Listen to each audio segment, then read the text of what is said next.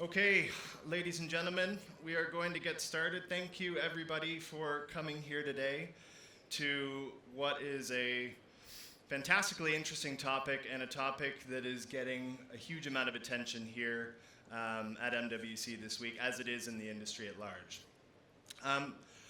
We are super happy to be hosting this Satellite and Non-Terrestrial Networks Summit. We have an amazing list of partners, as you can see up on the screen, that we're doing this with: Comtech, ORBCOMM, Avanti, Globalstar, and the European Space Agency. And in addition to that, we have a number of other industry leaders, part of those companies and beyond, who are going to help us wade through this content and this debate. As you can see, there is a lot of people who unfortunately could not get seats in the main space. They do restrict us to 150 people here. That's for security reasons, but the design of this theater is open air, so please stick with us out there. We've got a great program for you, and if people do leave, we can let you in for that part. So my name is Hatt. I'm the head of research and consulting at GSMA Intelligence. That's the analyst arm of the GSMA. We look a ton at this subject as part of our research agenda because it is so transformative. So what I wanted to do was just set some context for sort of the debate we're going to have and the discussion we're going to have about how this whole movement works forward. I'm going to talk for about 15 minutes to share some of our research, and then we're going to move into a panel from the European Space Agency before a series of other panels and keynotes from our sponsors here today. So it's going to be about 3 hours in total, but I think through that you're hopefully going to take away a lot about this great movement of convergence between these two sectors. This is us, just a bit about us. We cover the whole telecom sector, but satellite is, of course, a crucial part of that. That is really not going to change because there is such a consumer and a business and a government rationale to this. Here is a list of our speakers I mentioned before. You can see that these industry leaders are experts. They come from all vantages, and I think we're going to hear different perspectives on how this story unfolds. We're going to hear about case studies, and we're going to hear about discussions about enablers for technologically, from a regulatory point of view and from a business model point of view, how this all goes forward. So we're super happy to have these folks with us today. So why does it matter? Well, in a way, this is sort of obvious. I mean, we've got all these people here. There's a reason that there's a lot of interest, but I think at a high level, this is sort of how we think about it. Part of it is just pragmatic. There is still a global coverage gap of about 6 to 7% of people. I'll come to that. 500 million and change who live outside of a network signal. Reaching those people is simply not economic purely through terrestrial means, and so the ability to extend a terrestrial network through that complementary partnership with aerial connectivity through NTN is really a key point here.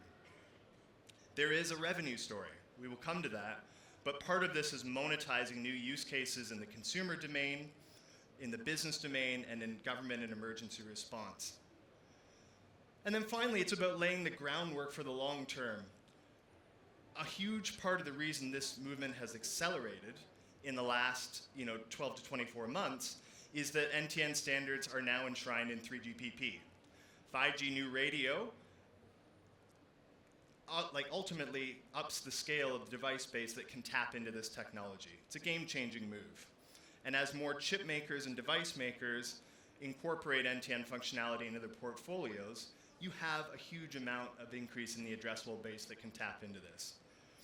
We're going to hear from some of those people today because that device story is a big part.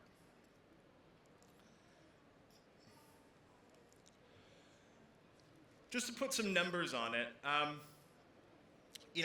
always like to show this slide at the start of a satellite session because it changes every time, and space is becoming a more crowded place. We've just published a report, Global Trends, which satellite is a big part, and you can see this sort of hockey stick style curve driven by the low Earth orbit launches and planned launches over the coming sort of 5 to 10 years. The economics have improved for LEO constellation coverage. The use cases have become more material, and telco operators are very open to this type of partnership to capitalize on those use cases.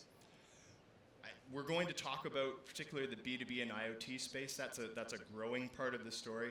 But the constellation capacity to serve communications from space is growing rapidly. Now, the competitive landscape is dotted. This is not a complete view, but this is meant to give a bit of context here for what this looks like. So when we think about Starlink, they are the leader in terms of constellation volumes deployed, as well as through constellations planned. That gets up to about 12,000. We're going to have Starlink on our second panel today. They can talk about the evolution from there. Suffice to say, there is a plan to increase that further.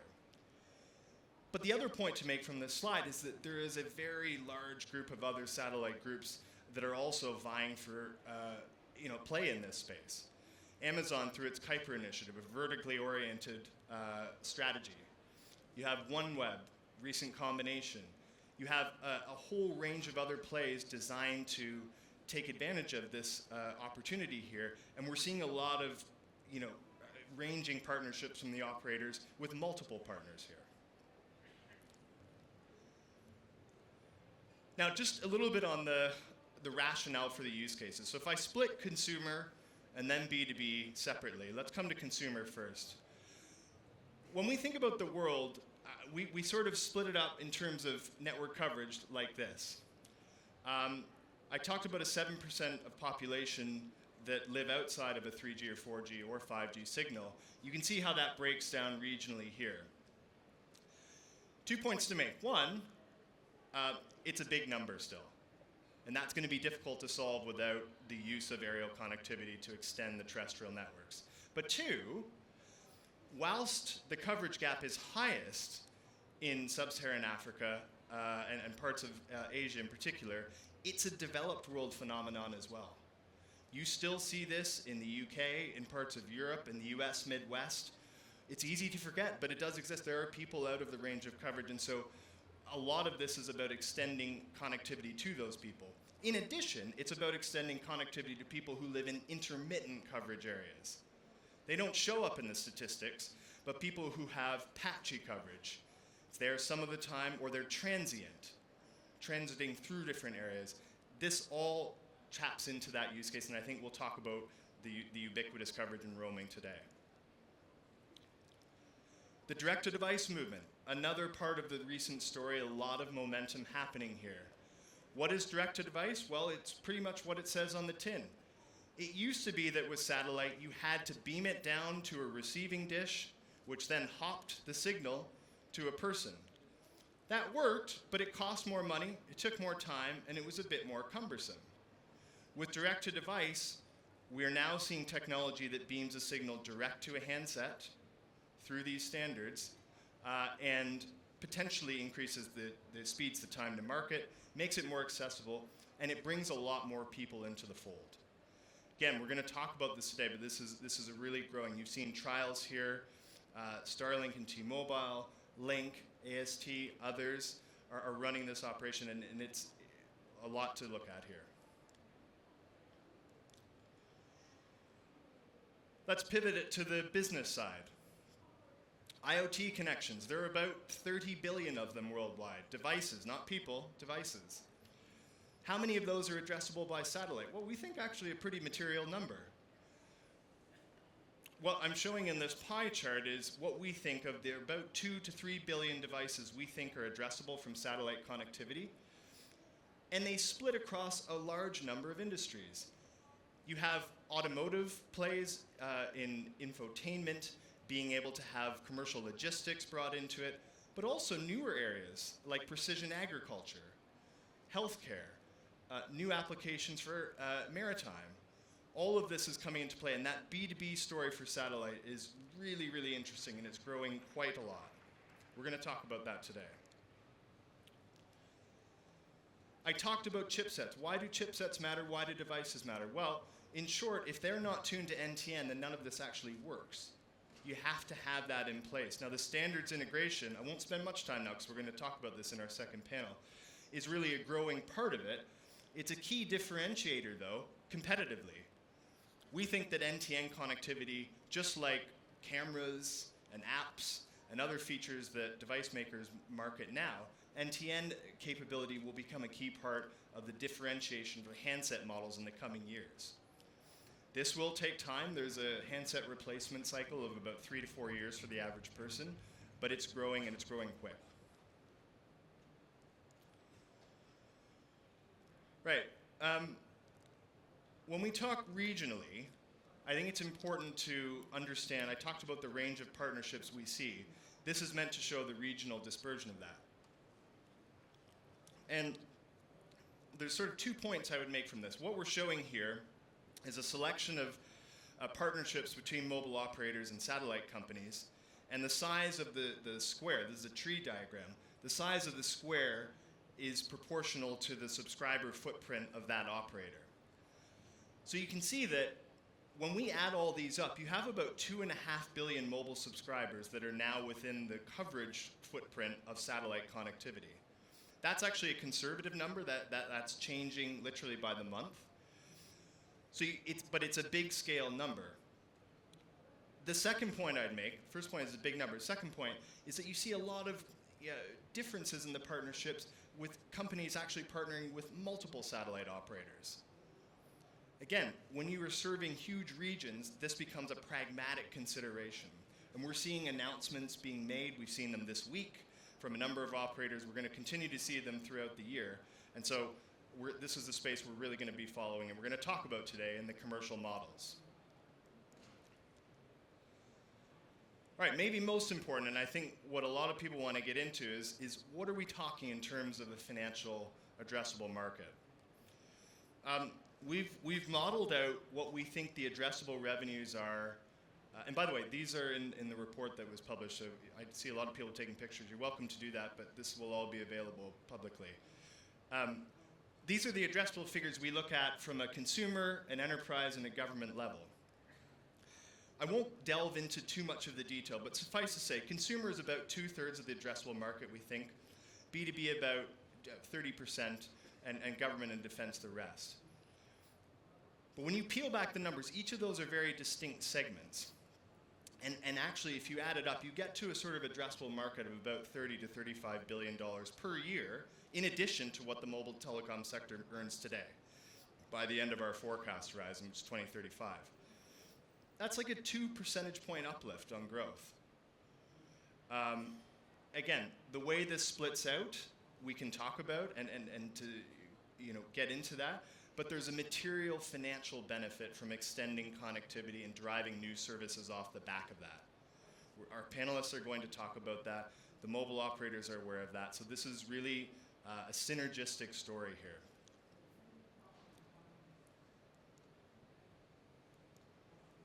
All right, last slide, and then we're gonna transition to our first panel. Where do we go from here? Again, this is sort of. I wanted to include this slide to put some open questions, part of which will segue into the panels we're going to have here. But we think about the future broken down into buckets like technology, the business model, and how to think about regulation. I'm not going to answer all these questions now, partly because I don't have all the answers, but partly because this is what we want to get into through the discussion and the collaboration. How do we take from a technology level performance up to the next level? A lot of constellations are delivering 5, 6, 7 megabits, some higher, some lower. How do we get that up to an LTE level where you're streaming video? We talk a lot about SMS. How do we get up to that? What's that path? Partnership models. Do we still see a primarily wholesale model? We think so. How does that break down? Do we start to see revenue shares in addition to cost plus? Proving the revenue. Do we see more disclosure to show how this is going so far? Key questions. And then regulatory. There's always going to be questions on spectrum, how that's used. We will get into this particularly in our second panel. Different companies are taking different approaches on spectrum. Some are using MS spectrum, some are using MSS. We're seeing reuse of terrestrial spectrum. There is no one approach being taken. And I think that speaks to the diversity of perspectives about how to take this forward. And then ultimately, how do we get NTN standards enshrined for 6G just like they have been for 5G? Because we know this topic is not going to be going away. Okay, I hope that has given a good primer to what we're going to be talking about. Here is the QR code for our Global Trends report, which Satellite featured prominently in. Please download that. It's on our website as of yesterday. I'm going to be running the panels to, if you wanted to get those, you can take pictures. Everybody get a picture. Just don't get me in it. All right, I still see a lot of cameras up. Should get those. I will be running the panels today and moderating them, but we're really looking forward to that. So if you didn't get your cameras up for that one, it's available on the GSMA Intelligence website. Please come and get that. Okay, without further ado, we are going to head to our first panel. This is convened by one of our partners here, the European Space Agency. And so I'm going to introduce Antonio Franchi, who is the head of 5G and 6G NTN at the ESA, and he is going to take it away in terms of that panel. So Antonio, please. Thank you very much, Tim, and thank you very much to GSMA for organizing the first NTN Summit and MWC 2024. It's really impressive. I'm really sorry to see lots of people standing on the back there instead of coming to the front.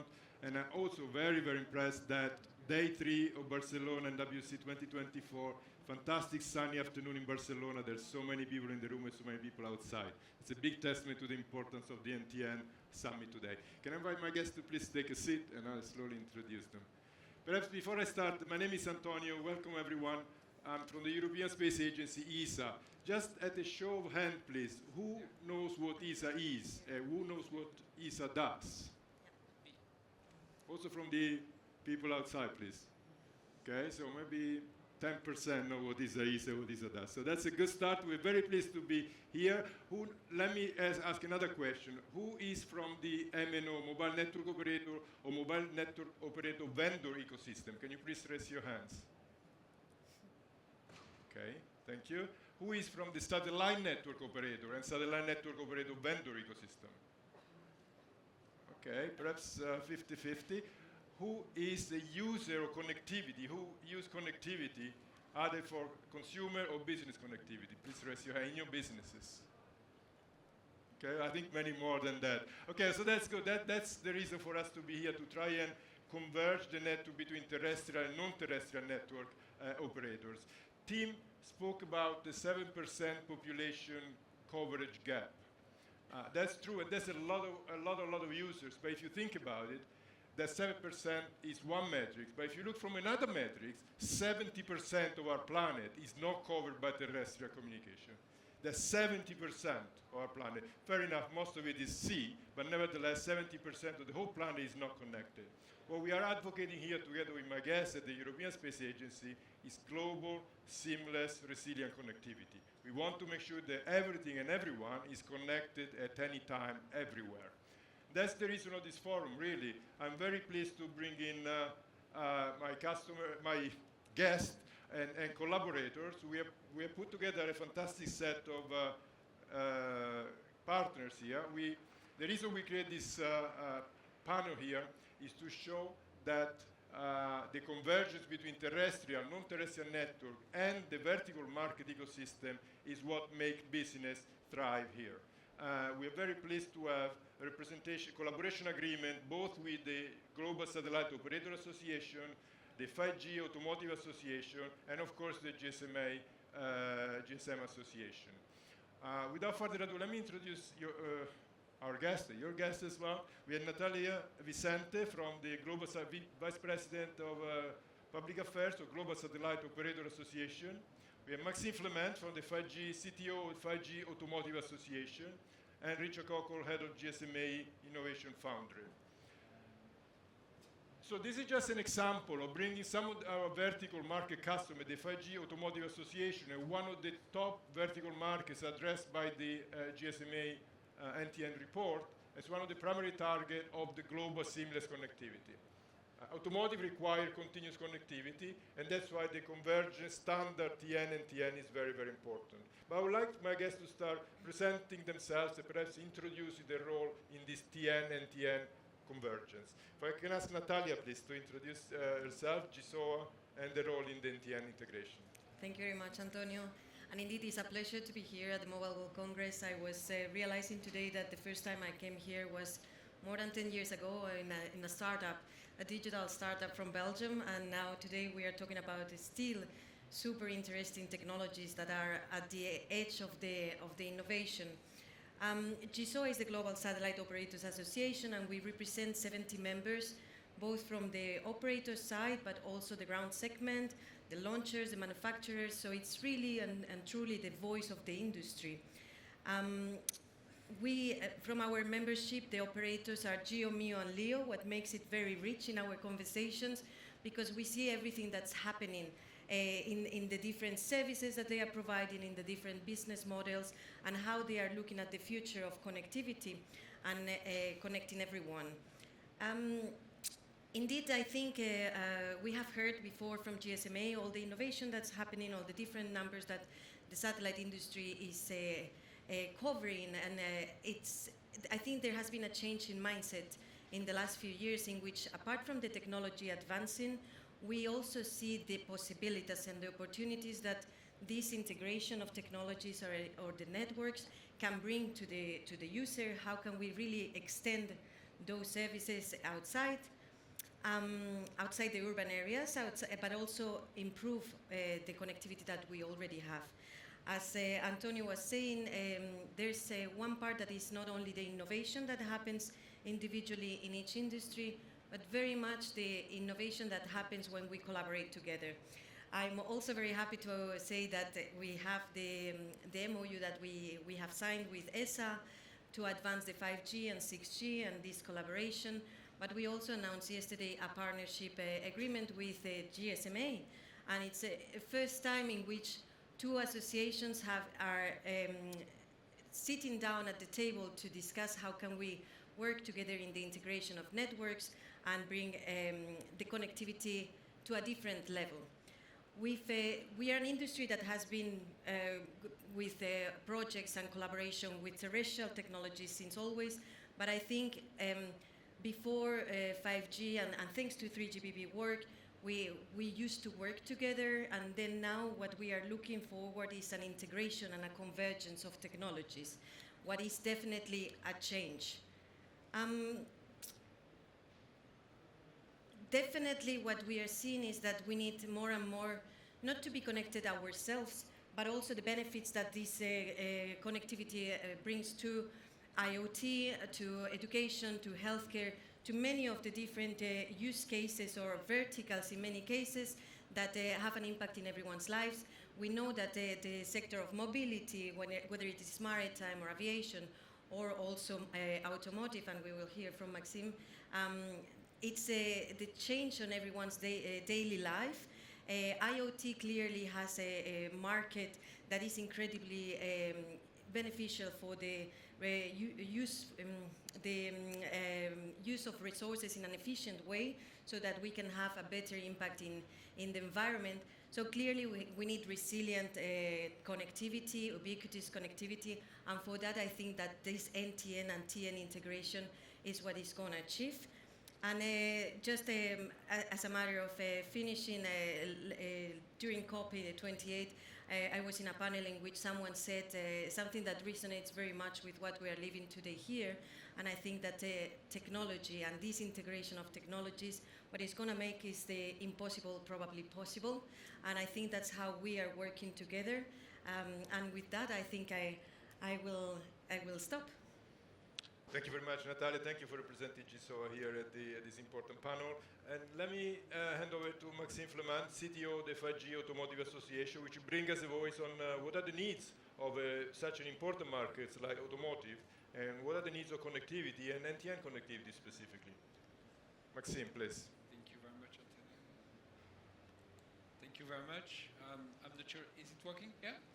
So Yes, so the 5G was asked to come and present here. Actually, we received an invitation for the vehicle manufacturers, and yeah, I'm speaking here from the voice of both the telcos and the telcos and the vehicle manufacturers, because they joined forces about 6 years ago to investigate how to bring connected vehicles together. And about 2 years ago, they also said we have to really take the opportunity of the NTN with regards to the work that was done in 3GPP, and we have to bring our requirements to the attention of 3GPP. And so that's how we really brought this topic to a very important aspect in the 5G Automotive Association. So what kind of requirements were actually put on the table is perhaps twofold. One with make NTN 3GPP compliant, and then eventually embrace the opportunity that 5G offers. And the second aspect was making sure that you have a seamless integration between the non-terrestrial network and the terrestrial network. And this seamless integration would come with then seamless handovers between the two networks without having to opt for one or the other. So, and what it brings then is that the potential of the vehicles to come to areas where coverage is poor, and then hand over and profit of the signal that is up there in the sky from the satellite. There has been also some requirements pushed more technically relevant, such as size of antennas and antenna gains, but perhaps I don't need to go and cover this.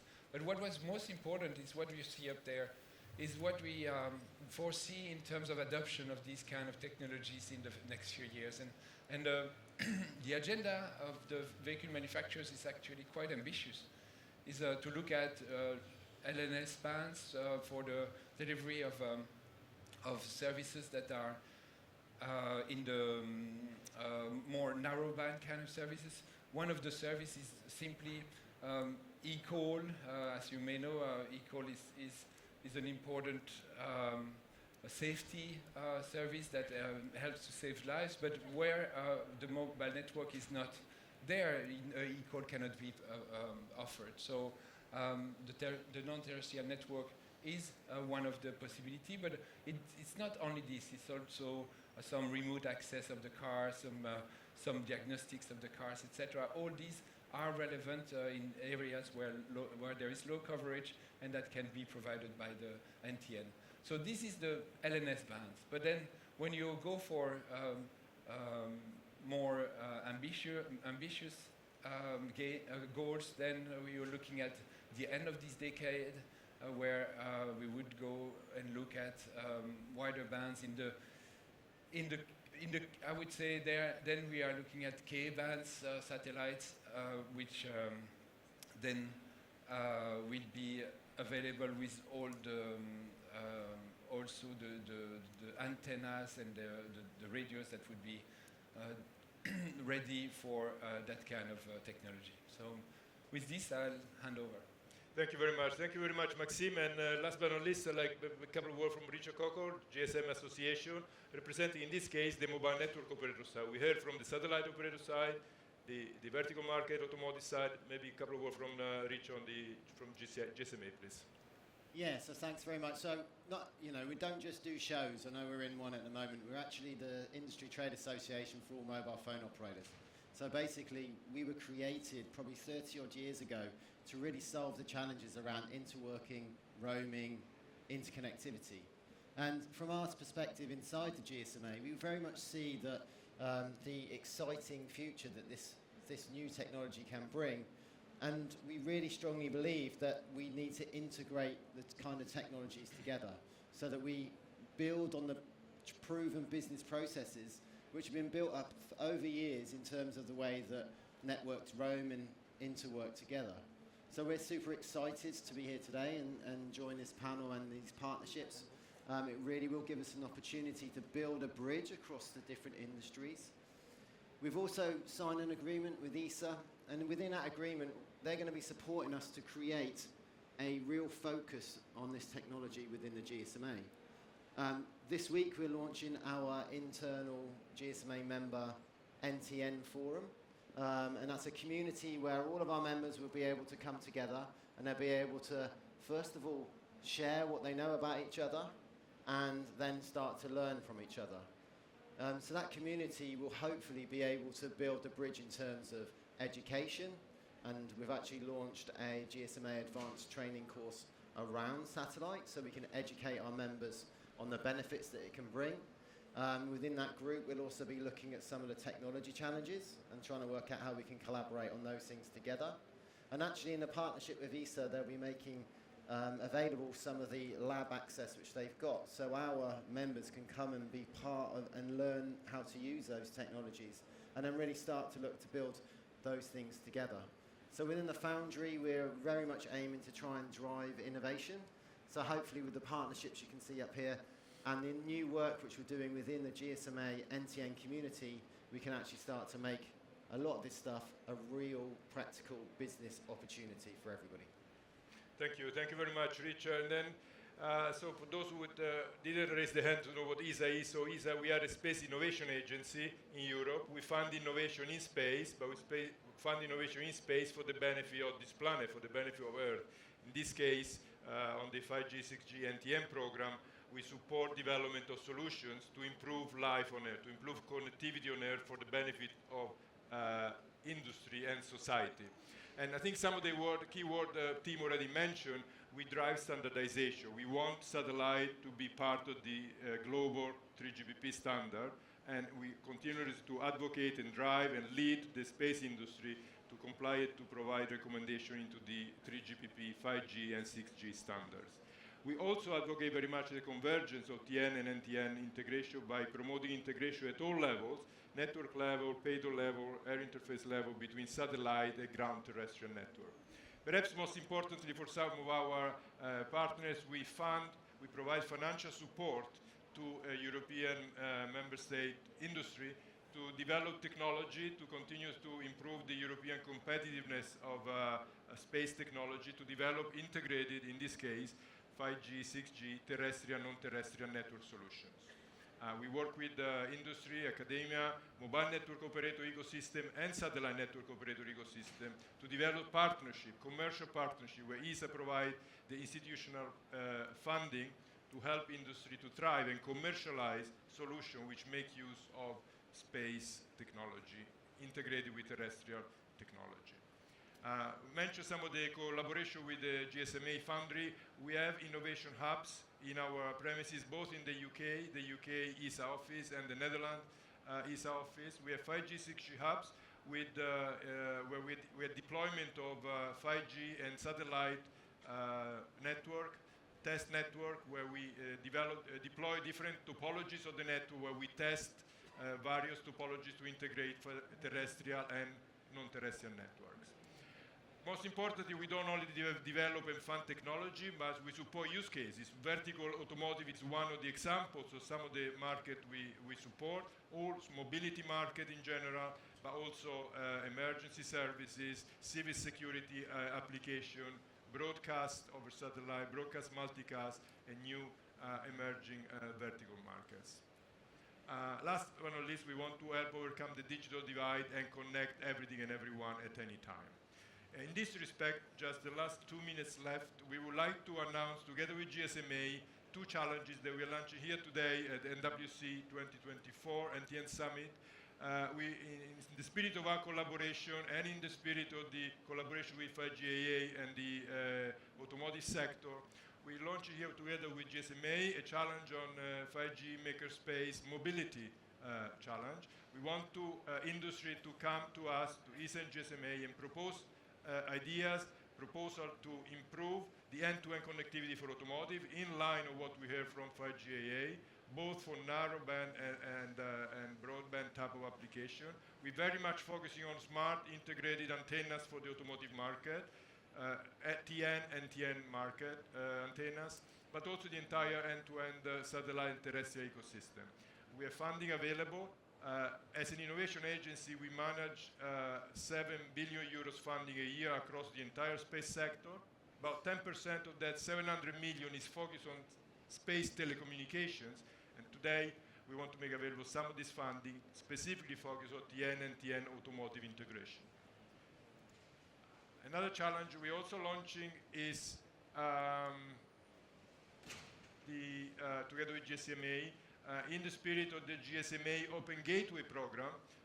This is the Open Gateway program, I'm sure you're very familiar with it, is to foster the interoperability between terrestrial mobile network operator. We want to extend that to the satellite network operator and NTN integration.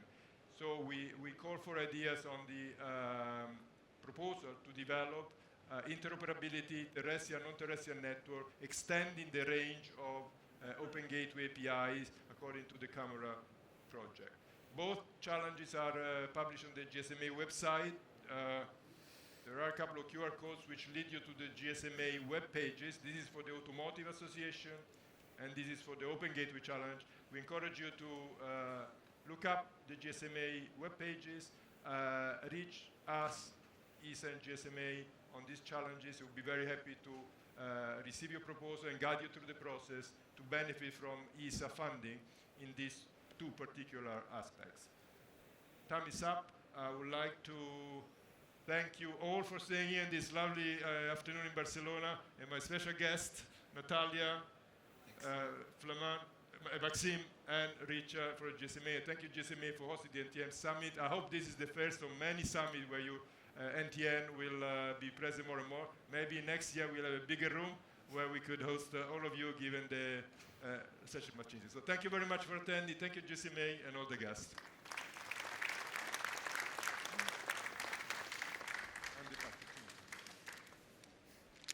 Thank you, Anthony. Thank you very much.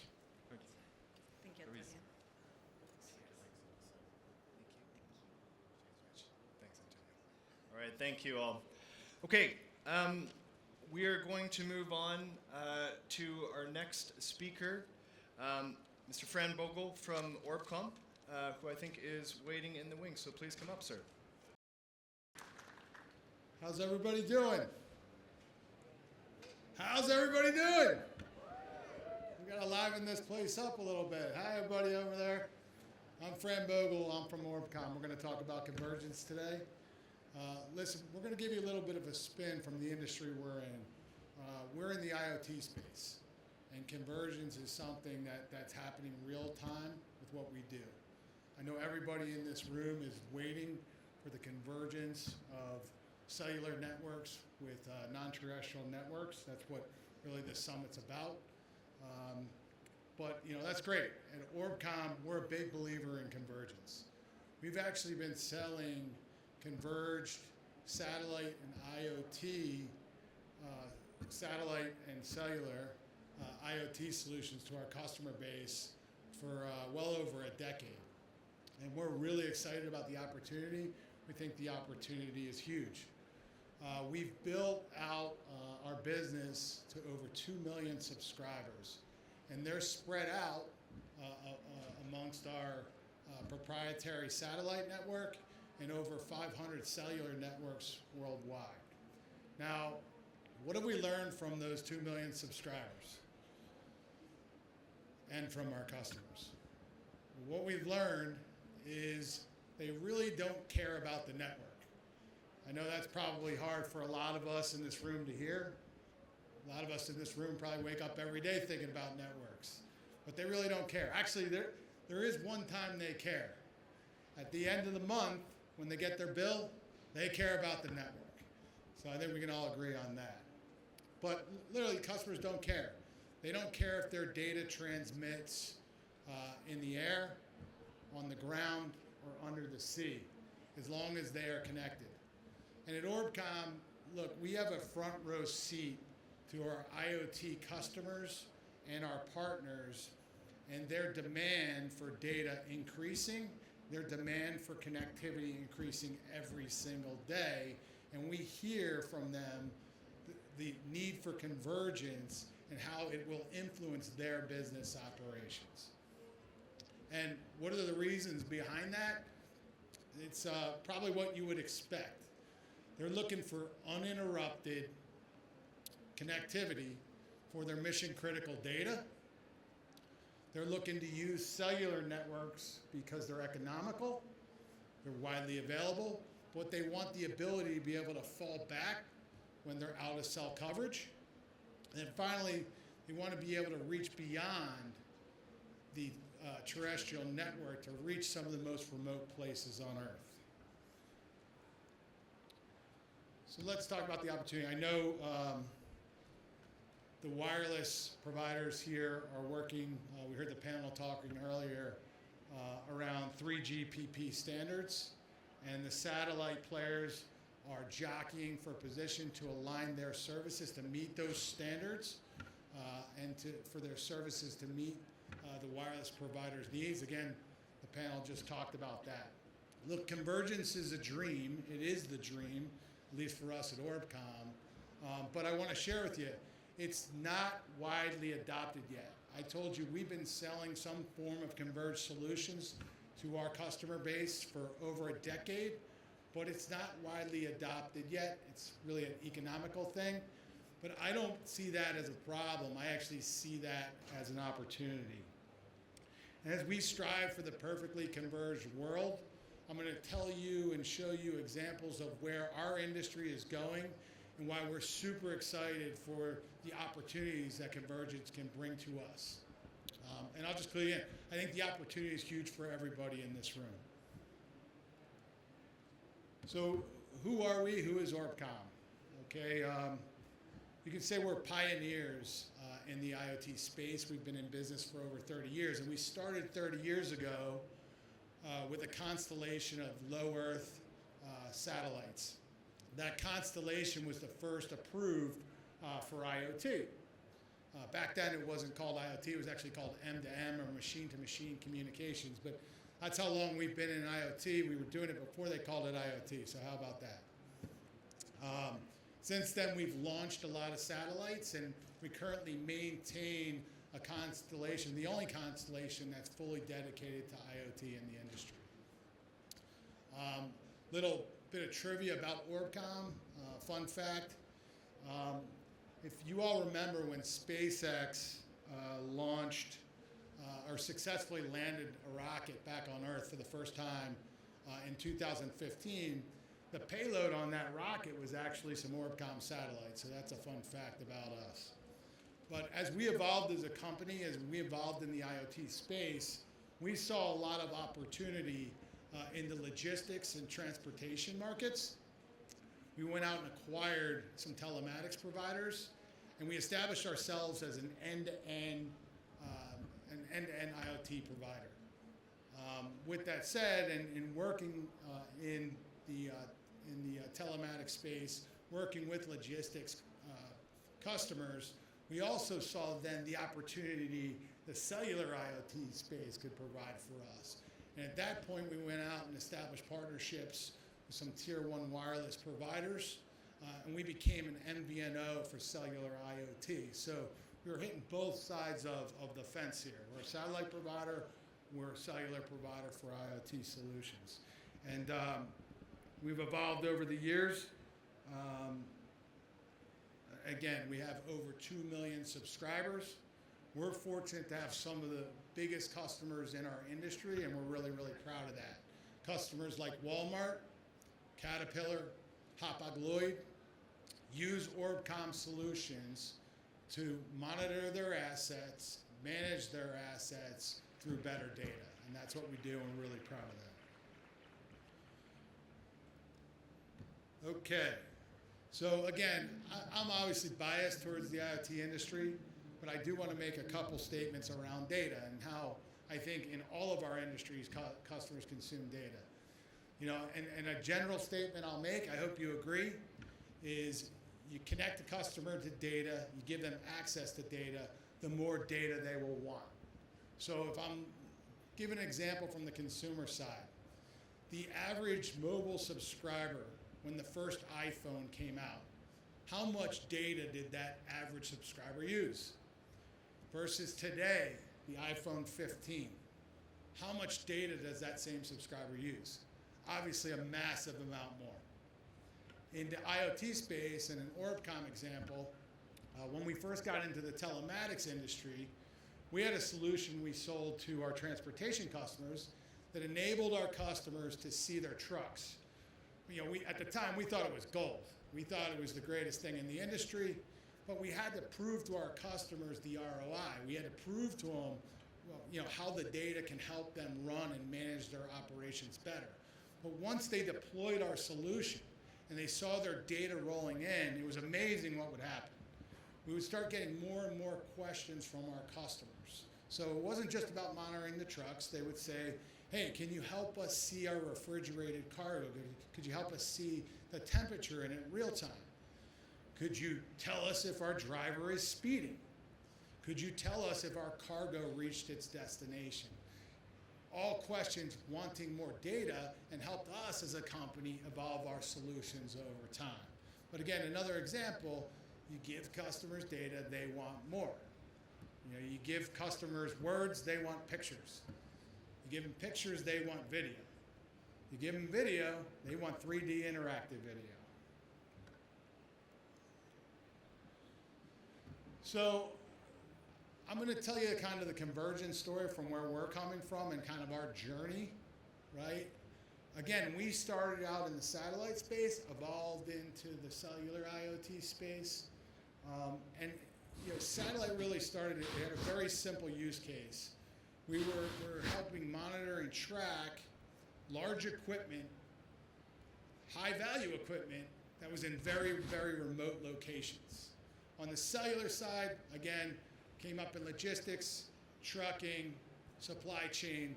Those were the use cases, and they were very divided for a long, long time. Then some funny things happened on the satellite side. We started seeing things become not as complicated. We started seeing hardware actually shrink. We started seeing satellite transmissions become faster. We started seeing satellite plans become more economical. And at ORBCOMM, we're fortunate to have an awesome integration partner organization, and our partners really have led us to where IoT is going in a lot of cases. And we started seeing satellite use cases that would blow your mind. We had a partner that actually took fishing buoys, used satellite technology to turn them into smart tuna trackers. We had another partner that was using satellite technology to track wildlife, and specifically elephants in Africa. And then we saw another use case that we kept seeing over and over and over again. There were all over the world customers that were putting satellite technology on high-value cargo because they didn't want to lose visibility of it. They didn't want to risk any kind of theft or it getting lost. And we said to ourselves, wow, that's interesting. So we actually took that concept to a lot of our big transportation logistics customers. And some of the biggest players in North America said, you know what, ORBCOMM? We are interested in being connected all the time. So we actually got into the world of convergence with our transportation customers by selling them a companion satellite device to go with their cellular IoT device we already had deployed. And that's how we got into this world of convergence. Now, why are we so excited about it, and where is it going today? Now, the example I just gave you, and I said to you earlier, it's not widely adopted. For an IoT customer to buy 2 devices from a company like me and have 2 service plans, it's expensive, right? And the economics of that probably inhibited our growth in what we call dual mode or convergence, okay? But fast forward to today, we're really excited about our current roadmap. And on our current roadmap, we're taking our mainstream products, okay? And we're gonna have software-defined radio on those products. Our customers will have a choice to activate satellite, activate cellular, or both. Again, what we call dual mode. We think it's a winner for this industry. We think that convergence in IoT and in the sectors we serve, a product like that will bring it to the mainstream. And we're really, really excited about that. All right. look, there's challenges ahead for all. You know, I do want to point out, hold on one sec. Look, as you all are evaluating partners, look, we're a cellular provider, we are a satellite provider, we are an IoT provider, but we pride ourselves in being able to partner with whatever our customers need, whatever our partners need. But many of you, especially on the mobile side of things, are going to be evaluating potential satellite partnerships.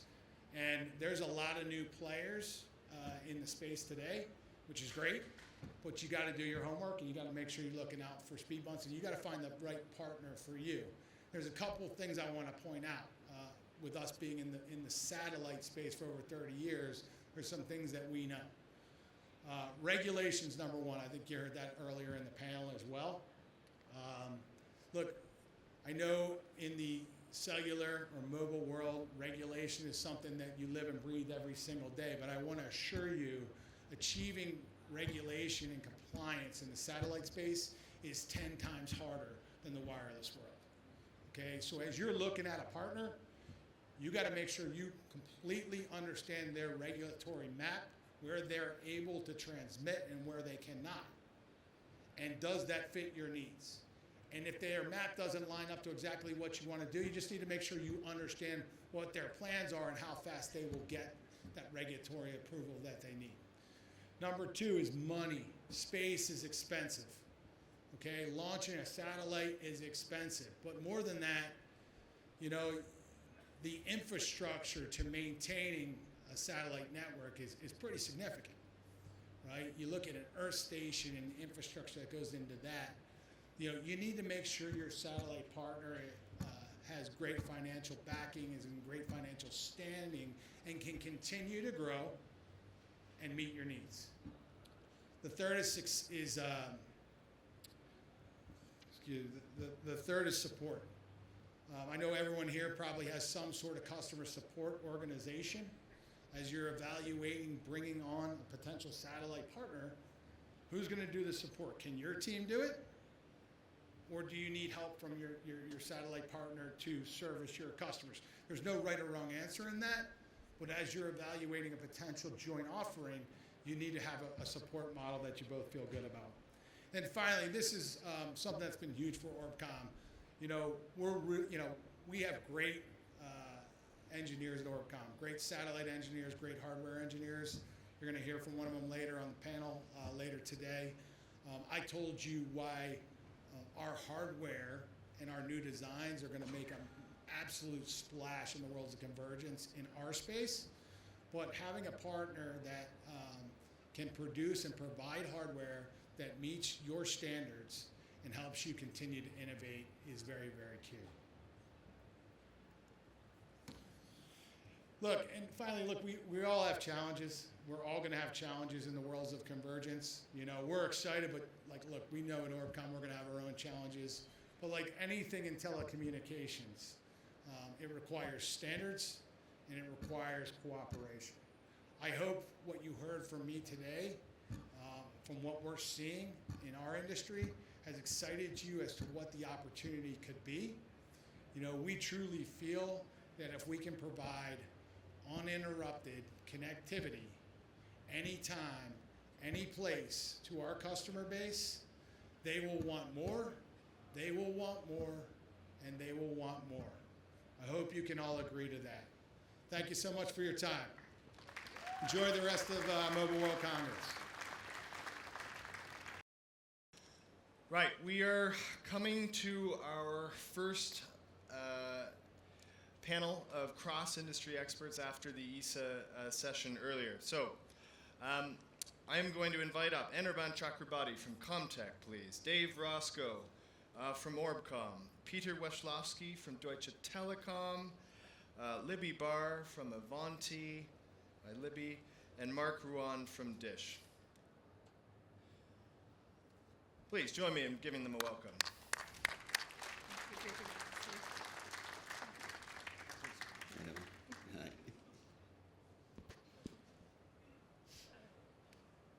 Right, well, thank you guys for joining us here today. And we've heard a lot about I think, the premise for the whole convergence play here. And we wanted to anchor this panel on that satellite convergence and how we can look at capitalizing on these opportunities. We've got 40 minutes for the panel. You come from a number of different organizations, satellite companies, mobile operators, others. So everybody's got a diversity of opinion. Before I get into the questions, could we just give a 30-second elevator pitch for each of you, who you are and where you come from, and why this is a subject of interest to you? Just really quick. So Mark, please. Yeah, so I'm the chief architect of Dish Wireless. So we created this fourth operator in the US.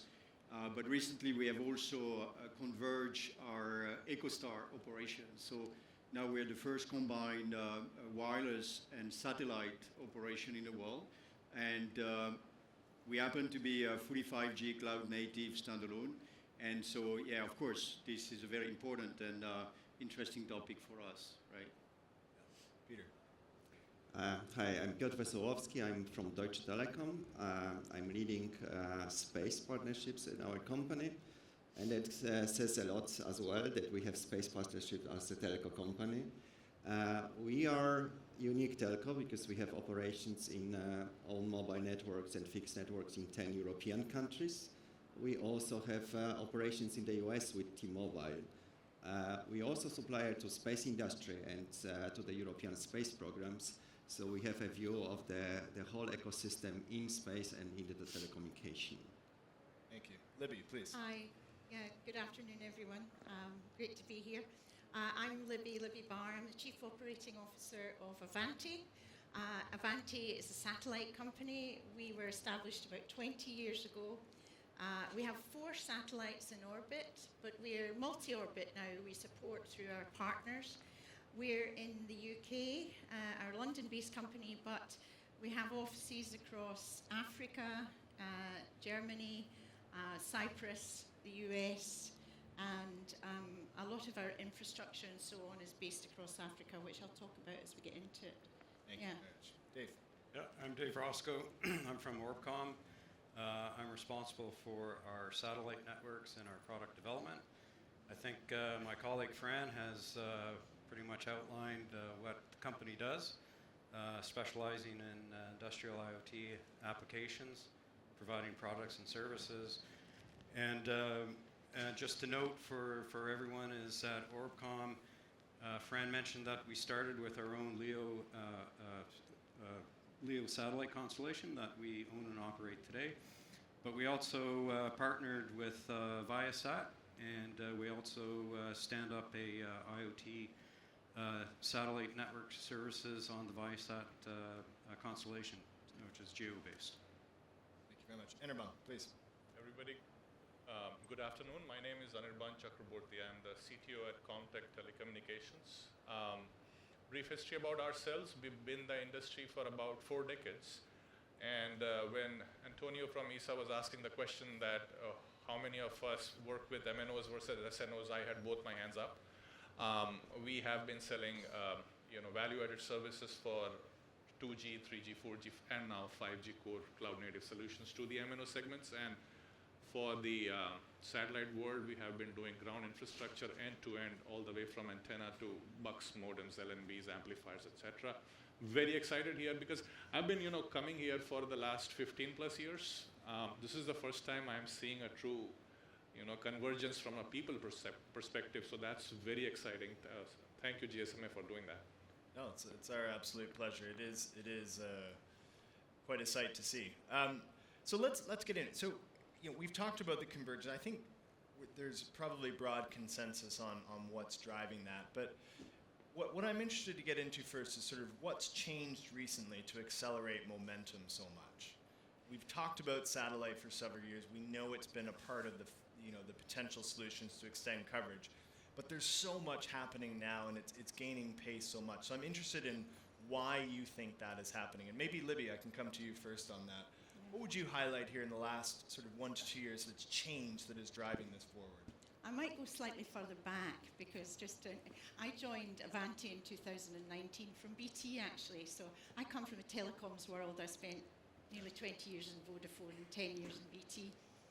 And when I came to Avanti in 2019, it was a little bit like stepping back to the early 2000s from a telecoms perspective. It was very different.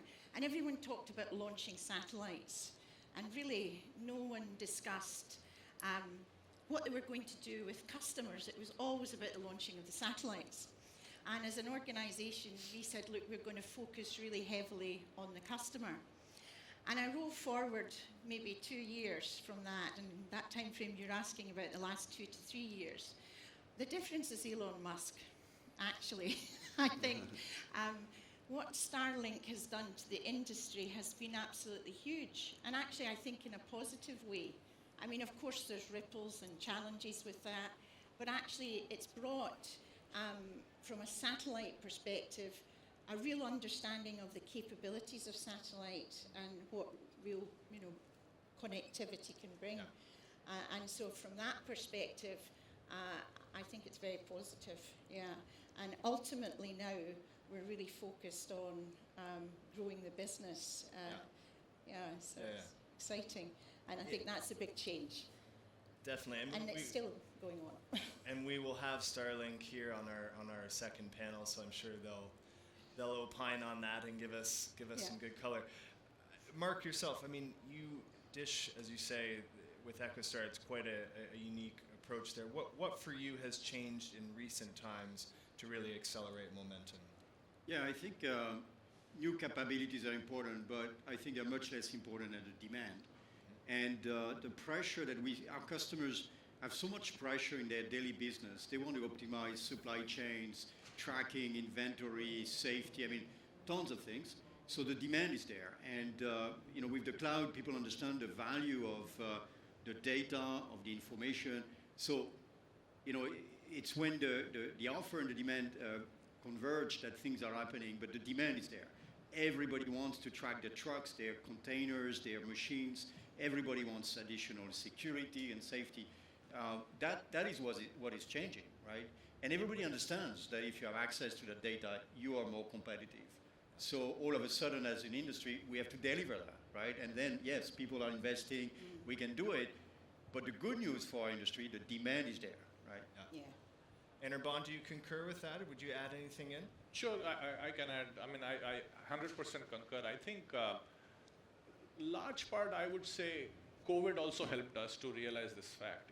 This whole concept of digital divide that we keep talking about obviously pins under this aspect of ubiquity. But then we have been talking about Industry 4.0 for I don't know how many years now. But for that to truly happen, there has to be an amalgamation of these two different network entities or ecosystems that need to come together. And I think in the last 2 to 3 years, smart manufacturing, which we have been touting as one of the important use cases of 5G or smart agriculture that you were showing, that demands an amount of ubiquity which is not technically possible or financially possible within the just the terrestrial networks aspect. So I think we are coming to realize all of that as a group coming together, which is fantastic. Yeah. Peter, I know we had a separate session on your stand yesterday. Deutsche Telekom has made a number of announcements of late here. Your perspective on this question? Yeah, sure. We look differently at different topics and different markets here. So first of all, we see that the innovation in space industry accelerated very much in the recent years. So, and I give you a right, SpaceX and Starlink paved the way, actually show to the whole industry that something like this is possible. And there was also a wake-up call to the space industry. We're looking into this for several years, and I can only agree. If you're talking with Satcom, for example, it's sometimes feeling like being in telco industry 10 years ago, maybe. This acceleration started to happen, and standards are starting to be adopted, and telco industry is all about standards. So we see the possibility that in the future we might include those satellite services into our product portfolio based on 3GPP standards that are being key for telco industry to become telco industry as we see it today. Dave, I know ORBCOMM is very interested in the IoT side and the business side. You know, almost transitioning through, maybe this is a good point of transition through what's changed, but into some of the use cases and how that's evolving, and about how satellite can help the industry monetize these use cases. I'd almost like to start with that B2B dimension, because that is a high growth story, and it's newer, let's say, than, or people were less aware of that, I think, in recent years, but it is growing very fast now. Can you walk us through, from your perspective, how you see that B2B story unfolding, and how we should think about that in the coming couple of years? Well, for me, I would say that the biggest change that's driving all of this is cost of satellite services and products. So even, you know, I've been in the business, you know, since the dawn of time, right? And satellite technology has been out there for like 30 years. It's mature technology, it's reliable, it's robust, right? But even 10 years ago, as soon as you say the word satellite, everyone has in their head that, oh my goodness, this is going to be expensive, right? And over time, there's been a lot of good innovation in technology driving down the costs, both at the satellite with all the new satellites being launched, lower cost to launch the satellites, lower cost of maintenance or operation of the satellites, and driving down satellite airtime costs, and also driving down device costs. And now all of a sudden what was prohibitively expensive is now all of a sudden affordable. And that affordability is what's driving the convergence, shall we say, of adapting satellite into with cellular. And now when you look at most businesses, is that they're looking for coverage, connectivity, making sure that I want to have 100% connectivity, right? So therefore you're going to adopt satellite, and now you can afford to do that. But then you can also optimize your operating costs, right? And by going dual mode, which we define satellite cellular, you can transmit your data over cellular first if available, and then if not available, satellite. So you can optimize. I mean, you get two wins: coverage and cost. And are there any specific industry examples from your experience you would highlight, like logistics, manufacturing, agriculture? Are there any you would call out specifically, or do you see it more as a sort of broad-based B2B acceleration? We have applications in all the vertical markets, right? And the biggest one that we have right now is in transportation, and satellite is used, and terrestrial is used. The same products and services are used for different applications depending where you are in the world, right? In North America, transportation, it's all about logistics, efficiency of operations, increasing profitability. You go into Brazil, same products and services are applied in transportation, and it's really about safety and security. Safety and security of the driver, safety and security of the load, right? But the biggest growth that we're seeing right now is in the agricultural sector.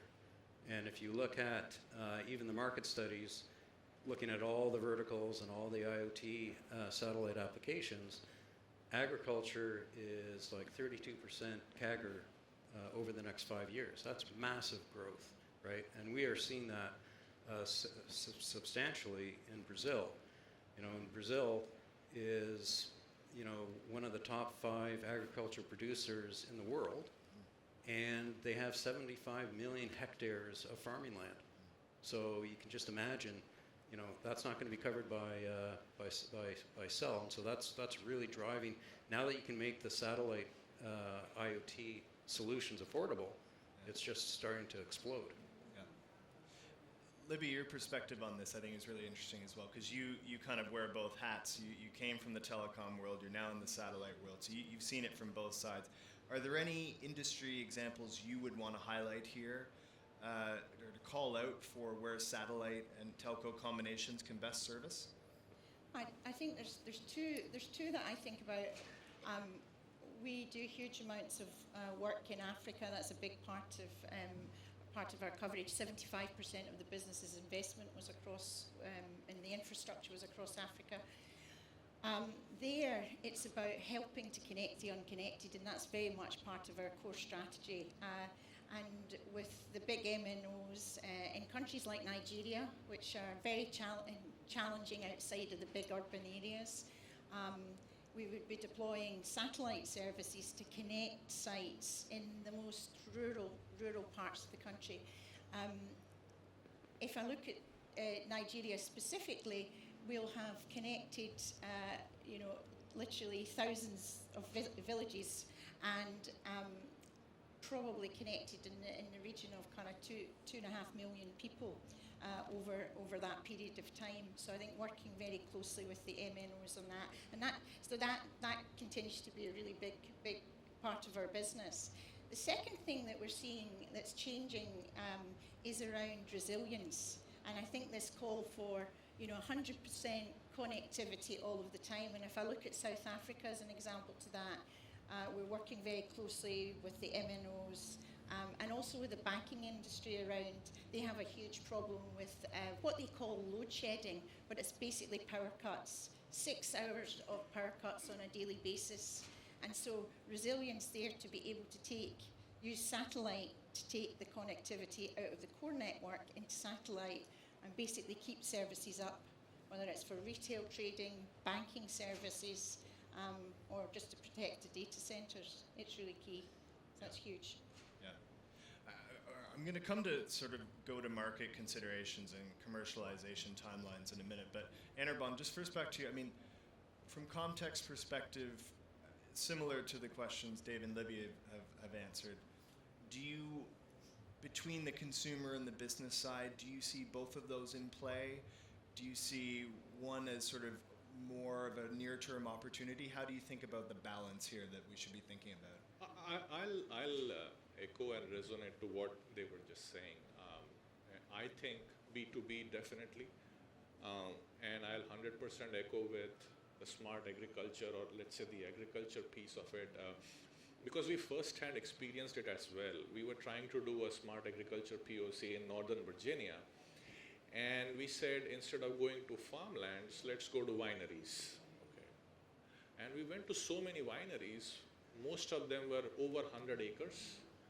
And there is no connectivity as soon as you go in the middle of the winery.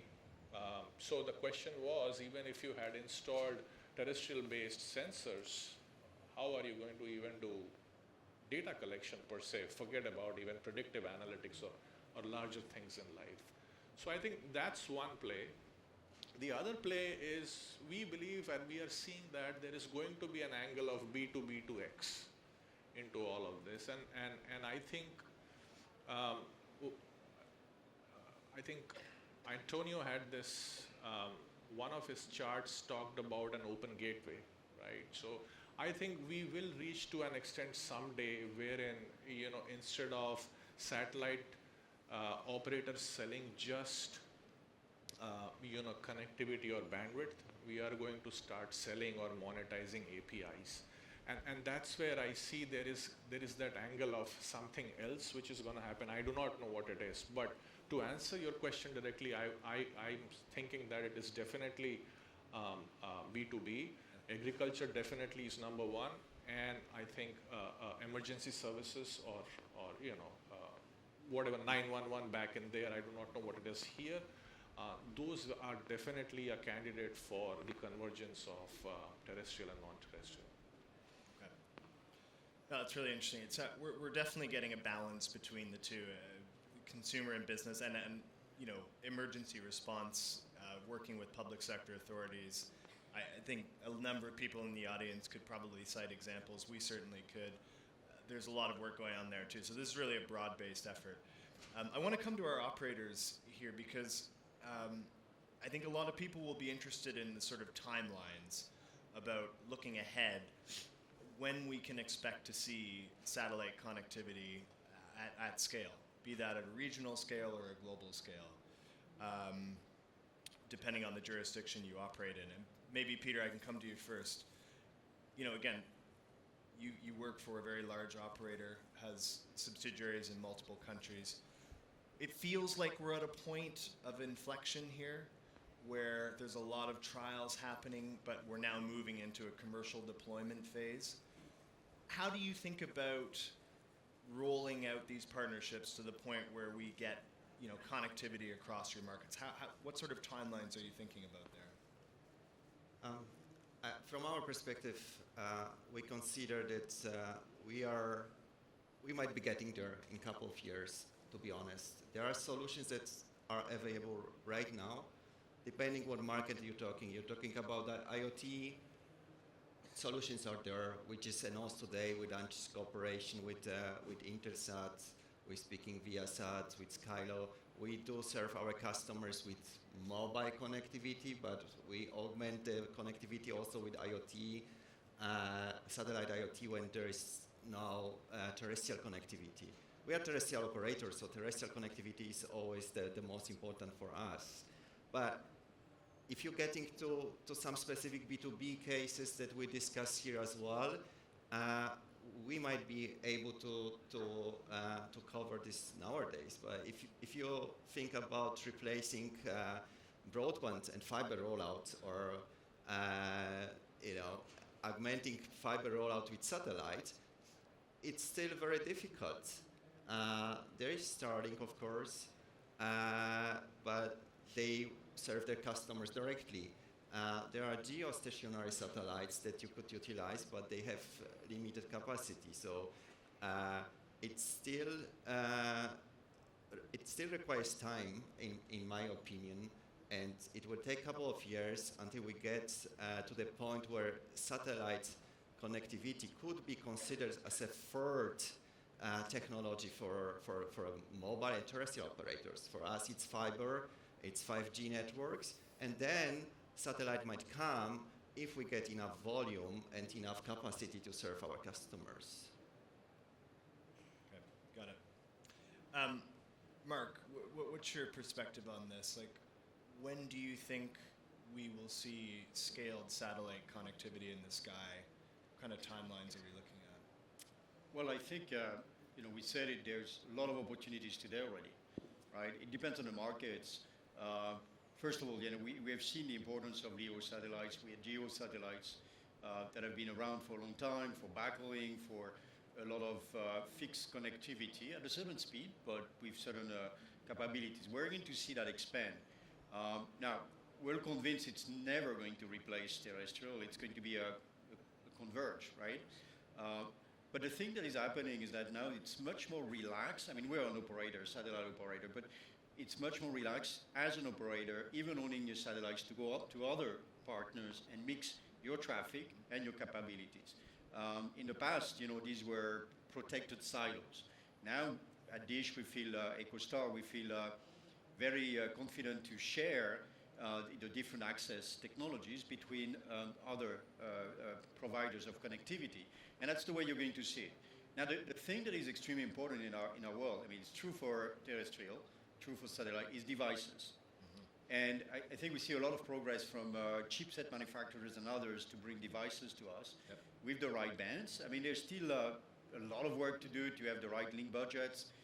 But when it comes to transport, putting it on a tractor, on a truck, where you can have a larger antenna, or putting it as a mission-critical out-of-band capability on a factory, all this is available today, right? And one thing we have not mentioned so far, we see demand for mission-critical and zero-trust security enforcement, where satellite is an additional layer, which is very secured, to increase your security at the terrestrial and complement whatever you need for your operations. A lot of people are concerned about intellectual property, and having this added security layer to detect a zero-trust environment is going to be very important. So I think it's going to be a graceful introduction. I think the industry is really cooperating. Of course, the 3GPP has done a great job with the promotion of the NTN, and then yeah, things have happened. You know, we've seen LEO satellites where people say, "Wow, it works at great speed." So that's what we need. Yeah, and just I'm going to come back to this end of the panel in a sec, but just quickly coming back, Peter, you know, you talked about the sort of you know, splitting out of fiber. You have fiber, you have 5G, and then potentially you have satellite. From a product marketing perspective, if I'm a consumer and I'm with T-Mobile or Vodafone or whoever, like, how do you think that will look in the future? Will it be an add-on to a tariff? Will it be a value add? Will it just be built in so that you seamlessly roam between different types of signal, you know, terrestrial and satellite? How do you think about that? From our perspective, we want to serve customer with the best network. The customer doesn't need to know which network it is. It was said before as well. So for our customer, it's important that it's connected. You know, it's like the iPhone example was really good. I'm also in this industry for more than 20 years, telco industry. I remember times where we had to modify the communication protocols because there was no data available in the mobile network. Yeah. Nobody's thinking about this anymore. So from the customer's perspective, it's to be the best connected to access their digital services, to access ChatGPT and AI, because it's not going to work without network connectivity anymore. And satellite, we want to have our customers connected everywhere, regardless if they are in the holiday home and the island or they're in the city. It's not every technology is suitable for every use case, but we don't want our customers to think about this. So that's and I think we need to rethink here the approach as well, because we hear satellite industry speaking very much about use cases, about this industry, that industry. We as telco, we serve the whole economy, the whole, from the teenagers doing whatever application is popular nowadays, to business customers and governmental and security forces and covering disaster recovery as well. So we serve everything, and the question is, how can we do it regardless of the technology that's being used? We've got about 10 minutes left for this panel, and I want to, we've covered a lot of ground already, but I want to continue with the sort of look ahead lens rather than the look back lens. And I'm interested in, you know, we've heard that momentum is building. You know, it will still take, you know, a few years for these constellations to become, you know, commercially operable in some cases, or at least have global coverage. I think we've had some interesting comments on the product marketing angle. You know, looking ahead, I think there's questions on how to take this to the next level in terms of performance. How can satellite networks deliver a service comparable to terrestrial, or will that happen? And maybe, Libby, I can come to you first on this. You know, when you look ahead, what with Avanti are you focused on in terms of optimizing performance, and how much of that requires collaboration?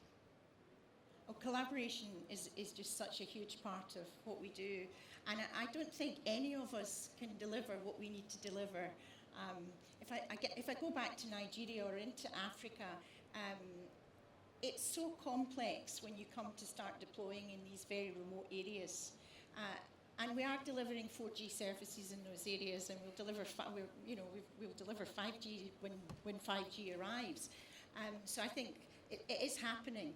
You know, I think the high throughput KA satellites are delivering those services. But coming back to the partnerships, we work with the MNOs, we're working with the tower companies, we have to work with the regulators, we have to have teams on the ground to be able to support.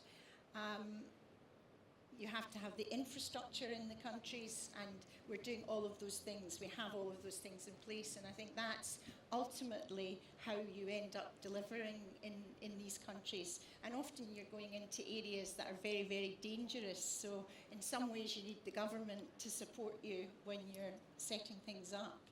So partnerships are key, and I don't believe that we could do it without them. Anirban, do you want to chime in on that? Sure. I agree. I mean, it's actually an initiative we should all play together to build ecosystems, because, I mean, let's look at this. 5G is probably still new. We are seeing the outburst of LEOs, which means there are a lot of ground infrastructure that are being built besides the bird in the sky. And here we are trying to talk about merging these two new things, which is going to create a whole lot of complexity. And it is not just an ability of anybody having fat wallets. It is CapEx, yes, but what about OpEx? Will we be able to orchestrate and manage this complex hybrid kind of an infrastructure in a way that it makes money, it saves money, and at the end of the day delivers whatever it is supposed to deliver? And Piotr mentioned an excellent point. You know, today we don't care about connectivity. What we care is, did I check in online for my flight? And if I could not check in, I don't even think that it was not connected. I feel that my app is bad or my airline server is down. So connectivity is basically a table stakes or a hygiene factor which we all take for granted now, which puts more pressure for all of us here to foster this ecosystem as we go forward. Dave, for your organization, I mean, I'm interested in, you know, we often hear this statement, a technology looking for a solution rather than a solution, or a problem looking for a solution. You know, how much, when you look ahead, do you think the challenges to scaling satellite connectivity come down to technology versus getting the commercial model right? It's a combination of the both, right? Because no matter how cool your technology is, you don't start by saying, hey, I got this technology, you know, this is what I can do, man, I'm going to go to the market and try to see if I can sell it, right? We go to market with, we have over 400 solution providers, and they are experts in niche markets and all the various verticals. And they are trying to solve a particular problem that exists in that business. And so they start there with the problem, right? And then they apply the products and services and to solve it. And knowing that they're going to have an ROI on that and that there's value to the end customer, right? So you always start with the problem and then work yourself backwards. But then on the technology side, it's all about constant innovation, right? You have to constantly innovate. And I can say that for ORBCOMM, we spent the last 3 years developing our next generation satellite IoT network. And it's currently in beta trials with customers. And we're going to be announcing and rolling this out next quarter, right? And this new service, satellite IoT service, is 20 to 40 times faster in terms of data delivery compared to what we do today. Now, and also larger data message sizes. So that's evolving in that direction, and that's going to support the solutions, solving the solutions to various problems. Now, is that a satellite IoT, though, in the IoT sector, is it ever going to get equivalence with cellular? Absolutely no. Yeah. But with the increased data rates and transfer speeds that we're getting with our next generation network, we're trying to blur that line between satellite and cellular. Right? That's great. Last two questions to you guys here. Got just under 4 minutes. So, but again, sticking with the future lens, I'm interested in sort of, you know, what you see as the key challenges to be overcome here. Again, whether that's technological, whether that's to do with regulation, whether that's to do with commercialization, what have you. How do you think about sort of the top 2 or 3 barriers to be overcome and your role in doing that? Just if I can have 2 minutes from each of you. Peter, maybe first. So let me take it maybe from the European perspective. We're talking about Africa, and I know there are different challenges in Africa than in Europe. In Europe, we see that there is a main challenge being with the fragmentation of the telecommunication market in Europe. You have dozens of operators in Europe that are sometimes in multiple countries, sometimes in countries. And the single market, European market, it's a challenge for us, for telcos. It's a regulatory challenge, it's an economy of scale challenge, it's a technological challenge as well. So to get the whole ecosystem together, we were talking about partnerships. We think it's key to overcome some of those barriers, but they cannot overcome all. And space is expensive. If you want to build a new constellation, it's going to billions, and no single operator can allow something like this. Mark, please. Yeah, I mean, I'm an opportunistic and optimistic person, so I'm not going to talk about challenges. I think our industry is extraordinary. I mean, our people are very good at solving problems. So I think the convergence, the demand, the fact that we have the cloud, the fact that we have extremely complex networks, but now we have AI to help. I think this is the best time for talking about those challenges and solving them. And I know the crowd we have here, you know, is going to solve them. So actually, I'm very optimistic, right? And what we like in our domain is to have problems to solve. Otherwise, what do we do, right? Ever the optimist. No, we share that sentiment. I think we think about these as things to be taken on together and you know, overcoming these things so that we can all move it together. But there is a lot of optimism. There's no question. It's palpable. Well, we've covered a lot of ground in 40 minutes, and we still have other keynote presentations and another panel to come with a lot of industry leaders. But thank you all very much for being up here with us today. We shared some great insights, and I'm sure anybody in the audience who wants to ask you questions after can do so directly, but we really appreciate your time. So thank you. Thank you. Okay. We're going to move to our next speaker, which is Ken Peterman, who is the CEO of Comtech. And after Ken, we are going to be moving to our keynote presentation from Globalstar. So if I can welcome Ken up to the stage first, please. Thank you very much. Yeah. Thank you very much. So yes, I am Ken Peterman. I'm the president, chairman, and CEO of Comtech Telecommunications. I've been in this satellite market for a long time, nearly 45 years. I worked on my first satellite communications system in 1980 at UHF frequencies. It was a military system at the time, and the market has changed a lot. I'm an engineer, a satellite communications engineer, but I've also led businesses. I led ITT's communications business, which was over $1 billion a year in annual revenue. I led Viasat's government business, which was over $1 billion in revenue, and today I lead Comtech Telecommunications. Comtech is a fascinating company. It's probably unique in the market because it has a significant technology presence in both terrestrial as well as non-terrestrial communications. In terrestrial, we serve more than 35 of the Tier 1 mobile network operators.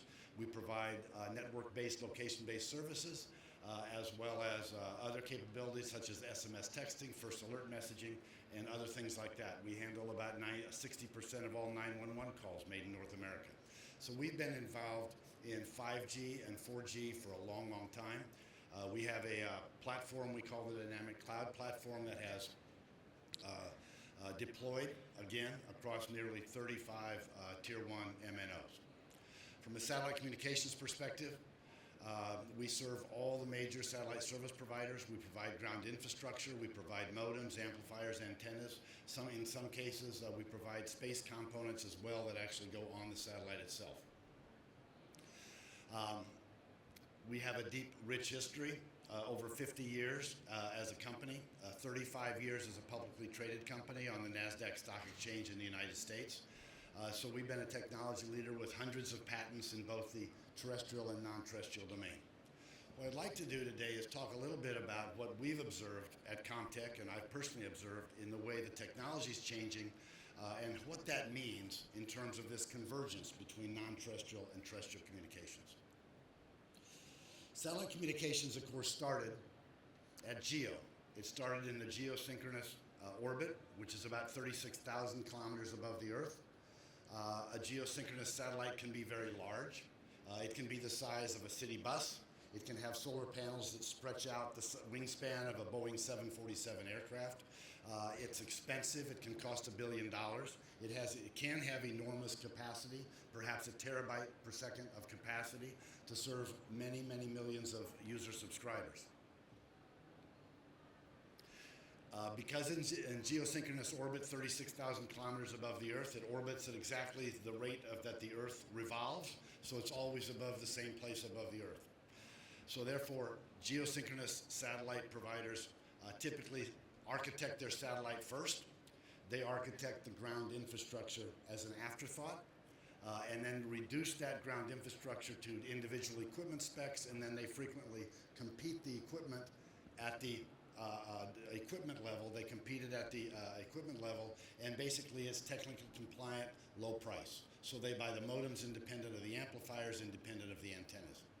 And a given ground station, earth station, network hub, can host hundreds of modems. It can be large, it can be expensive, it can cost $10, $20, $30 million.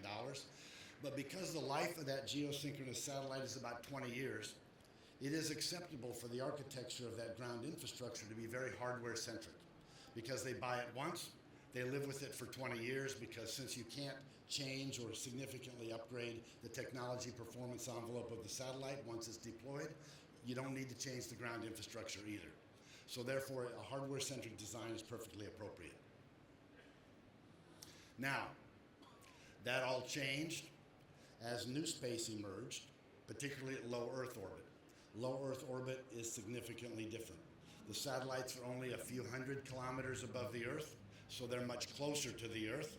They orbit the Earth at about 17,000 miles per hour, so one satellite is fairly useless. It takes a string of pearls orbiting the Earth at 17,000 kilometers in order to provide continuous coverage for an individual that is on the Earth and wants to connect to that satellite. So what you're doing in low Earth orbit is you're connecting to one satellite as it flies by, and then you're releasing that and connecting to the satellite behind it as it flies by.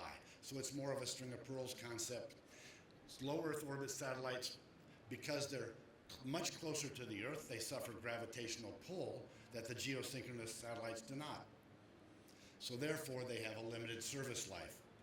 They have to expend propellant and energy every day just to stay in orbit. Otherwise, they deorbit, fall into the atmosphere, and they burn up. So the average life of a low Earth orbit satellite is about 48 months, and then it has to be replaced. So if you're a low Earth orbit or a LEO satellite service provider, you're going to replace the entirety of your constellation about every 48 months, whether that's 100 satellites, 1,000 satellites, or 10,000 satellites. So the satellites have to be much more affordable. Launch cost is very important, and that kind of thing. Now, low Earth orbit satellites perhaps are about the size of this podium with solar panels that stretch out much, much less than a GEO. They have less capacity. They're more affordable. Now, LEO providers have an opportunity that the GEO providers do not. Because they're replacing their entire constellation every 48 months, they have the opportunity to upgrade their technology envelope and actually improve the customer experience, improve their financial return, improve the technology performance envelope every 4 years, because they're essentially replacing the entirety of their constellation. Comtech is a ground infrastructure provider for both GEO as well as LEO.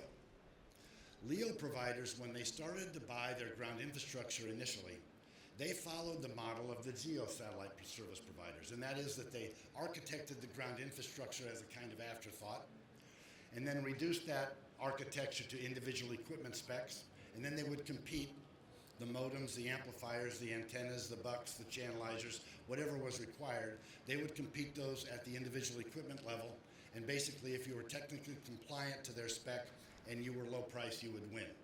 And they deployed their earth stations around the Earth, the network infrastructure. What we've discovered, though, is that is the wrong architecture and the wrong procurement model for LEO. A hardware-centric design, like the GEOs do, and a procurement model that buys hardware and intends to live with it for 20 years, is a procurement model where because you have the opportunity to upgrade the satellite constellation every 48 months, if you buy hardware-centric designs for your Earth infrastructure and you buy the hardware from a procurement perspective, the hardware becomes a ball and chain around the ankle of that whole network ecosystem because it can't be affordably or easily upgraded.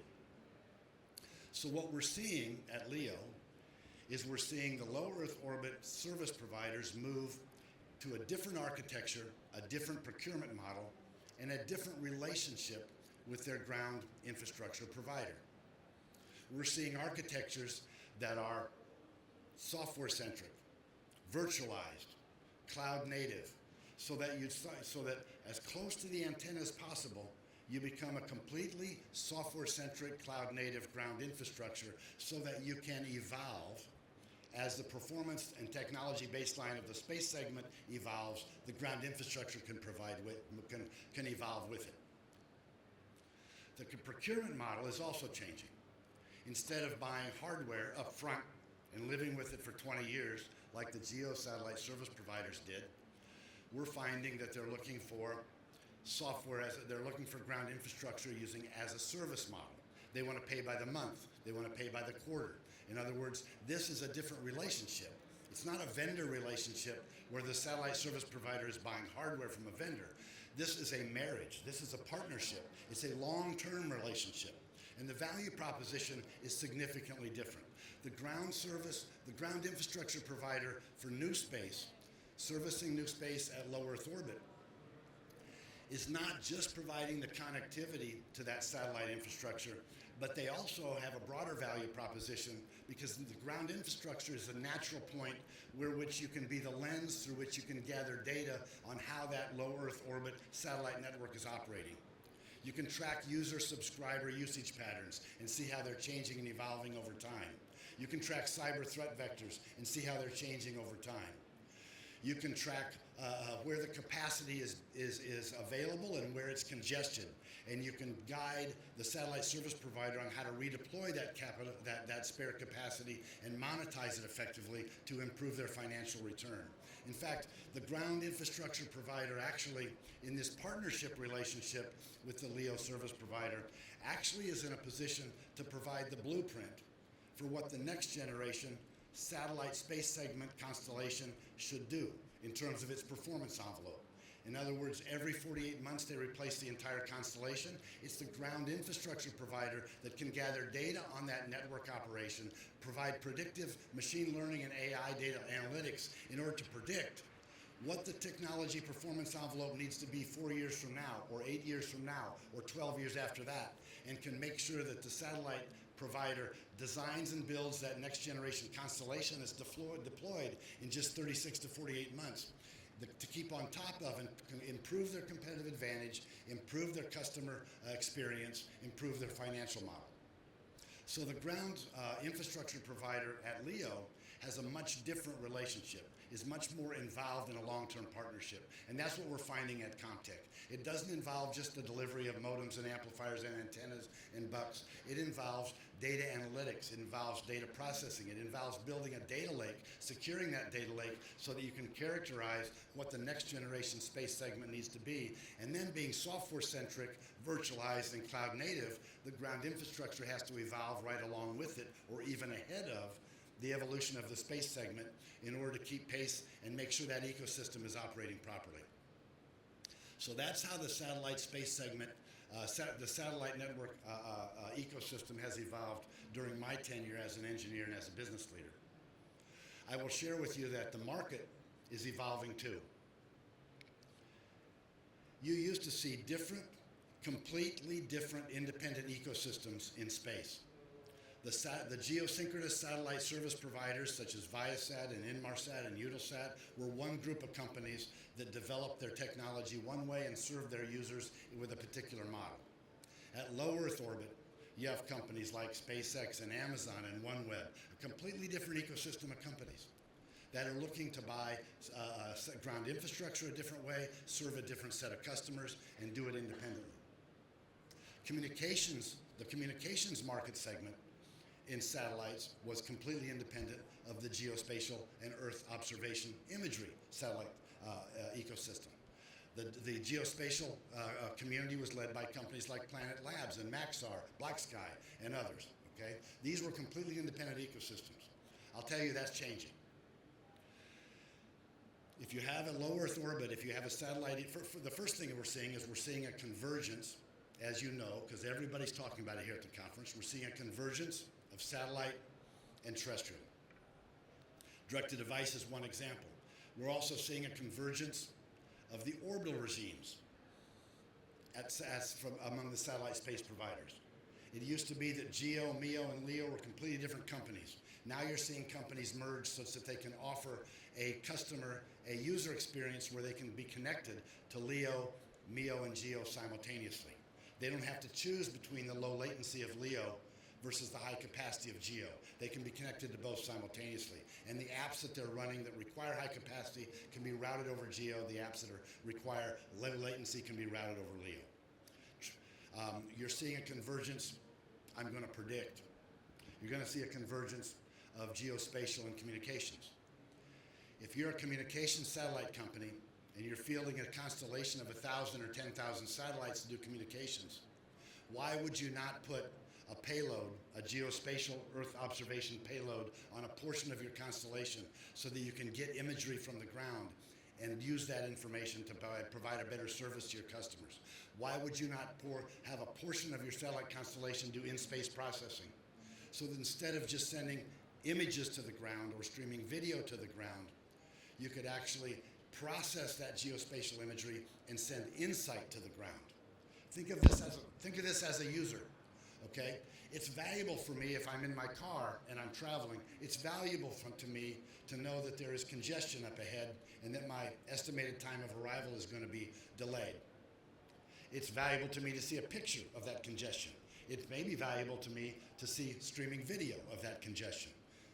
But frankly, what's really valuable to me is the insight, the actionable, trusted insight that is available if you just tell me there's congestion up ahead, here's how to avoid it. You need to get off on this on-ramp or off-ramp, and you need to go around it so that you can preserve your estimated time of arrival. What is increasingly important to the customer community is not a picture or a streaming video, it's the insight that streaming video offers me. And it needs to be provided to me in a timely way that's actionable. That's why you're seeing these satellite service providers merge, blend, and consolidate so they can not just provide communications, not just provide imagery, not just serve the LEO community or the GEO community, but be able to provide actionable insight to the edge. That's where the convergence between terrestrial and satellite really comes together. It's about providing that insight at the edge. So from a Comtech perspective, I'll come back and say that we find ourselves very uniquely positioned. Today, we serve we serve the large majority of the satellite providers, whether they're at GEO, whether they're at MEO, whether they're at LEO. We serve them with our hardware from a GEO perspective, and we're moving toward software-centric, cloud-native solutions. That's why our Chief Technology Officer has founded and been one of the founders and is the chairman of a consortium we call WAVE, which is the Waveform Architecture Virtualization Ecosystem Consortium that is standardizing the interfaces between these various satellite communities and ecosystems so that we can progress farther, actually following the model that the terrestrial community began with 3GPP and organizations such as that, so that we can bring together these convergences and leverage them and accelerate their convergence more effectively. So what we're finding is our satellite credentials combined with our terrestrial 4G, 5G credentials in serving more than 35 of the Tier 1 MNOs is uniquely positioning us right now to excel in bringing together the acceleration of these different convergences. We call that cognitive networks. We call that the ability to provide smart networks, not just dumb pipes where the data flows over it, but smart networks that can provide actionable insights to the edge for the individual user to leverage and improve their experience and improve their way of life. That's what we call Fluent in the Future, one of our taglines, and that's what we focus on at Comtech is bridging the digital divide, connecting the unconnected, and democratizing access to data. Thank you very much. I appreciate the opportunity. I appreciate GSMA sponsoring this. Tim, it's great to have an opportunity to speak. Thank you.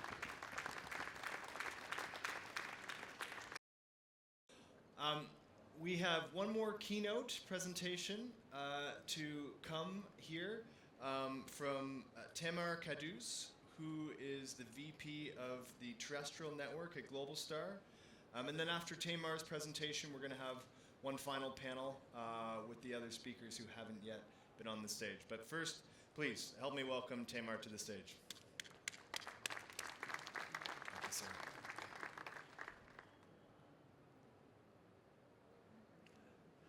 Hi everyone, good afternoon and glad to be here. So I'm going to present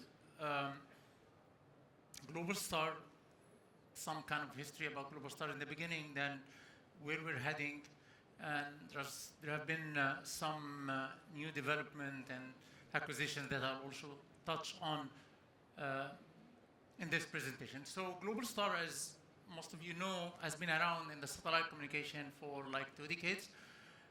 It's a LEO-based satellite. They have a lot of assets from the constellation, 24 satellites, the 3 different bands licensed for satellite communication. One of them, which is the L band, is also licensed for terrestrial communication. And in August last year, Globalstar acquired a technology, private network technology in 5G private network technology for terrestrial network. And that's called XCOM. And last week we had a press release about the first product getting out there. Why am I mentioning terrestrial network in a forum like in a session like this? Is I want to talk like everybody else on the convergence between the two, though we have a little bit of a spin on it.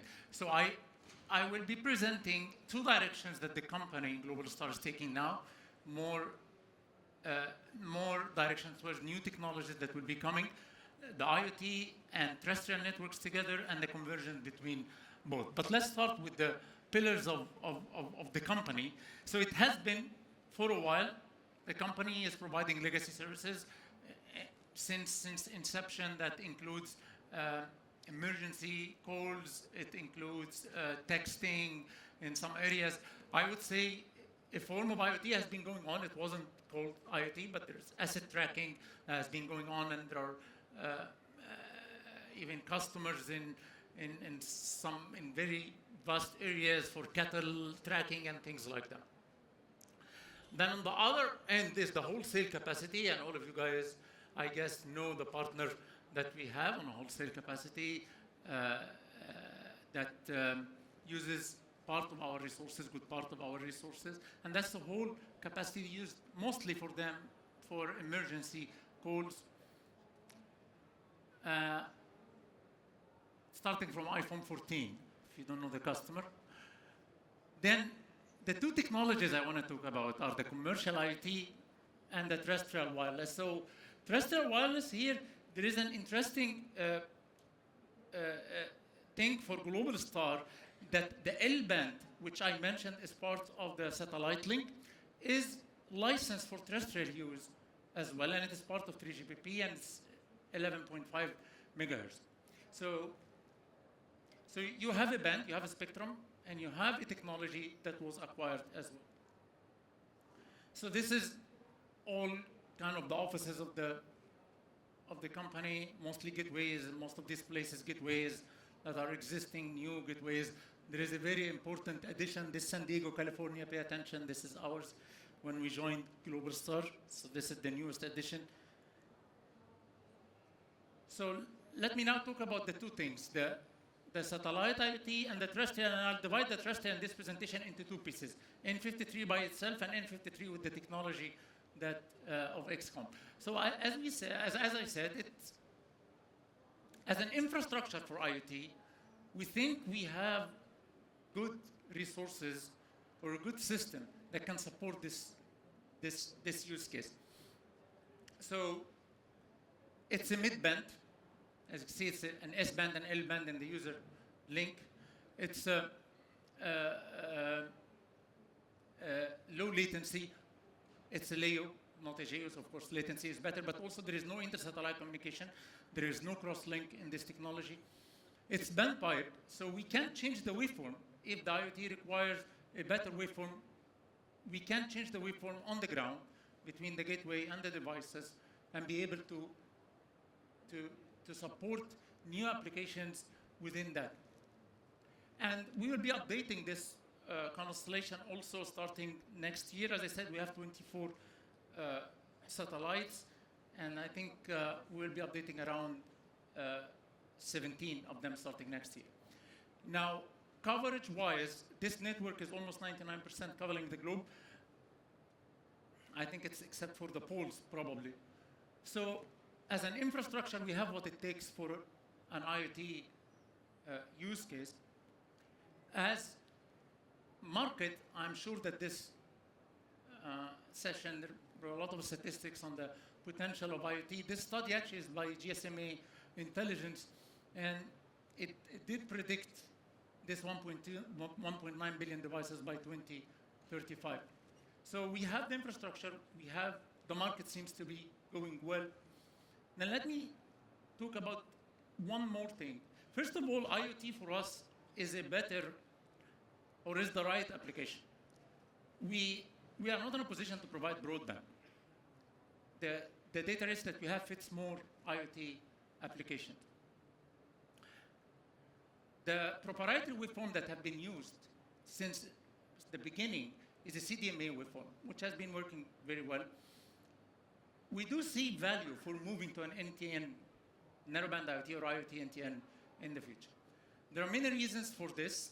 There is, of course, the ecosystem that you know about, but also this spectrum, when you look at it, there are a lot of gaps and spectrums, pieces that you cannot utilize with 1.25 megahertz. They are less than that. So with the narrowband IoT kind of a waveform, 200 kilohertz, you can slip many of these as well. So you can increase the capacity. And most of the capacity I'm talking about here is uplink capacity, really. In order to do this, of course, we have to build the ecosystem around it, starting from the chipset, the devices, the gateway. And there are a lot of attempts, there are a lot of actually, I wouldn't say attempts, but there are a lot of work already done on this, but we need to drive that end-to-end towards LEO, because most of the initial attempts on NTN have been focused on GEO, really. So that is on the IoT. I'm switching now to the terrestrial network. As I said, this band N53 is a 3GPP spectrum that is 10 megahertz. I mean, it's 11.5, but it's effectively 10 megahertz if you want to do any NR on it. You can use it as is without any technology. You can, working with system integrators and other partners for vendors, you can deploy it on its own.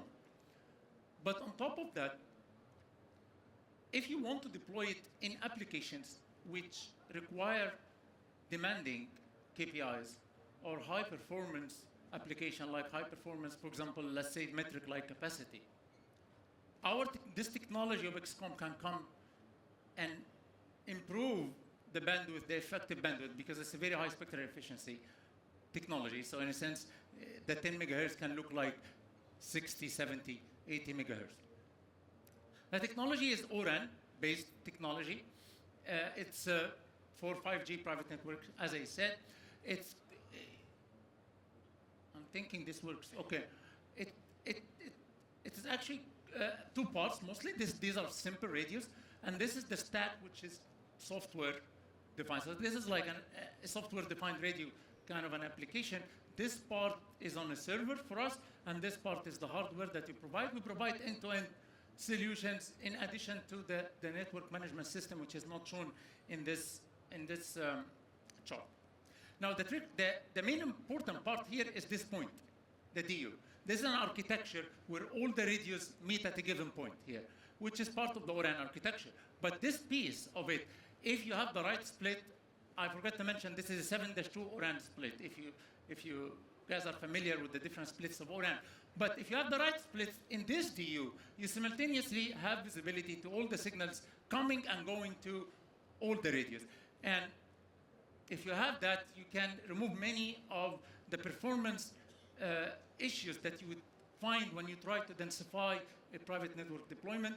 And once you have this and you have the right experience, and it's a matter of math, and you can make this happen. So we can drive the performance of this private network on many levels by densifying, as I said. And at the end of the day, you can have a network that can provide a level of capacity that is unmatched, at least for a 10 megahertz spectrum. So there is the IoT, there is the terrestrial part. What we are thinking of is, just the last slide on the terrestrial part, that again, you can use the N53 for things on the ground, like a terrestrial network. You can build it as a private network somewhere, or with or without the XCOM RAM part, which can be used for other applications that are more demanding, but can be part of the whole chain of the use case that you're doing. So what I'm trying to pitch here is that we have the IoT, or we're going towards enhancing the IoT use case that we have on one side. And you have the private network technology on the other side.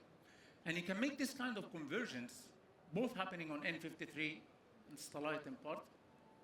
So it's a different conversion than the convergence between the cellular operators and the satellite.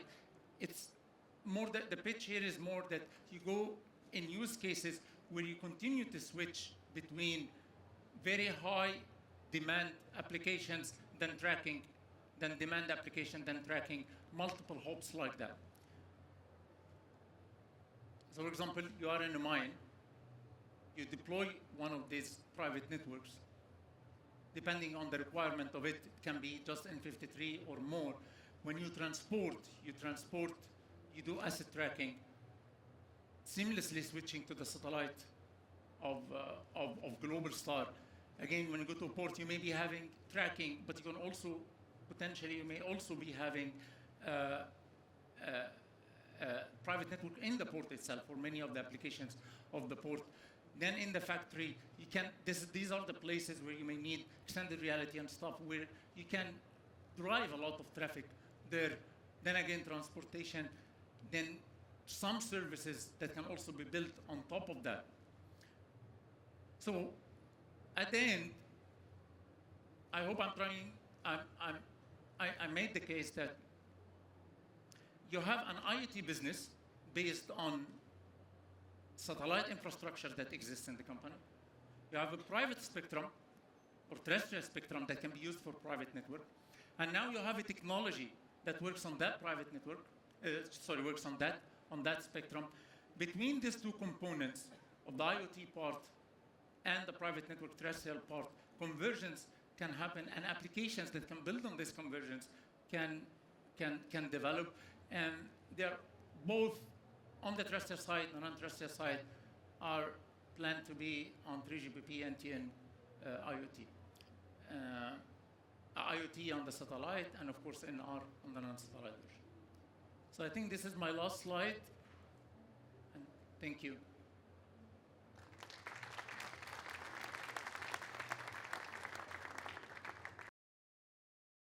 That brings us to our final panel of the session. We are running a little bit ahead of schedule by about 5 minutes or so, which is rare but good, because it gives us more time to go into these topics.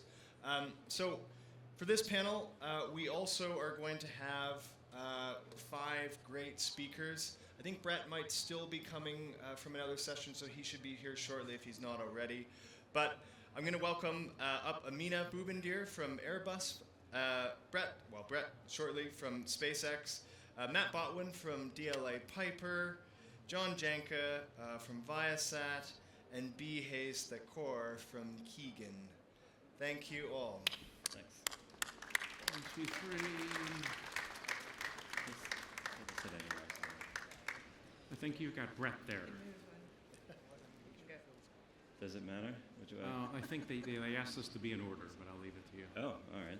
You guys take that, and Brett, when Brett is from Starlink, is coming from another session, and so he should be here, and they'll get him mic'd up.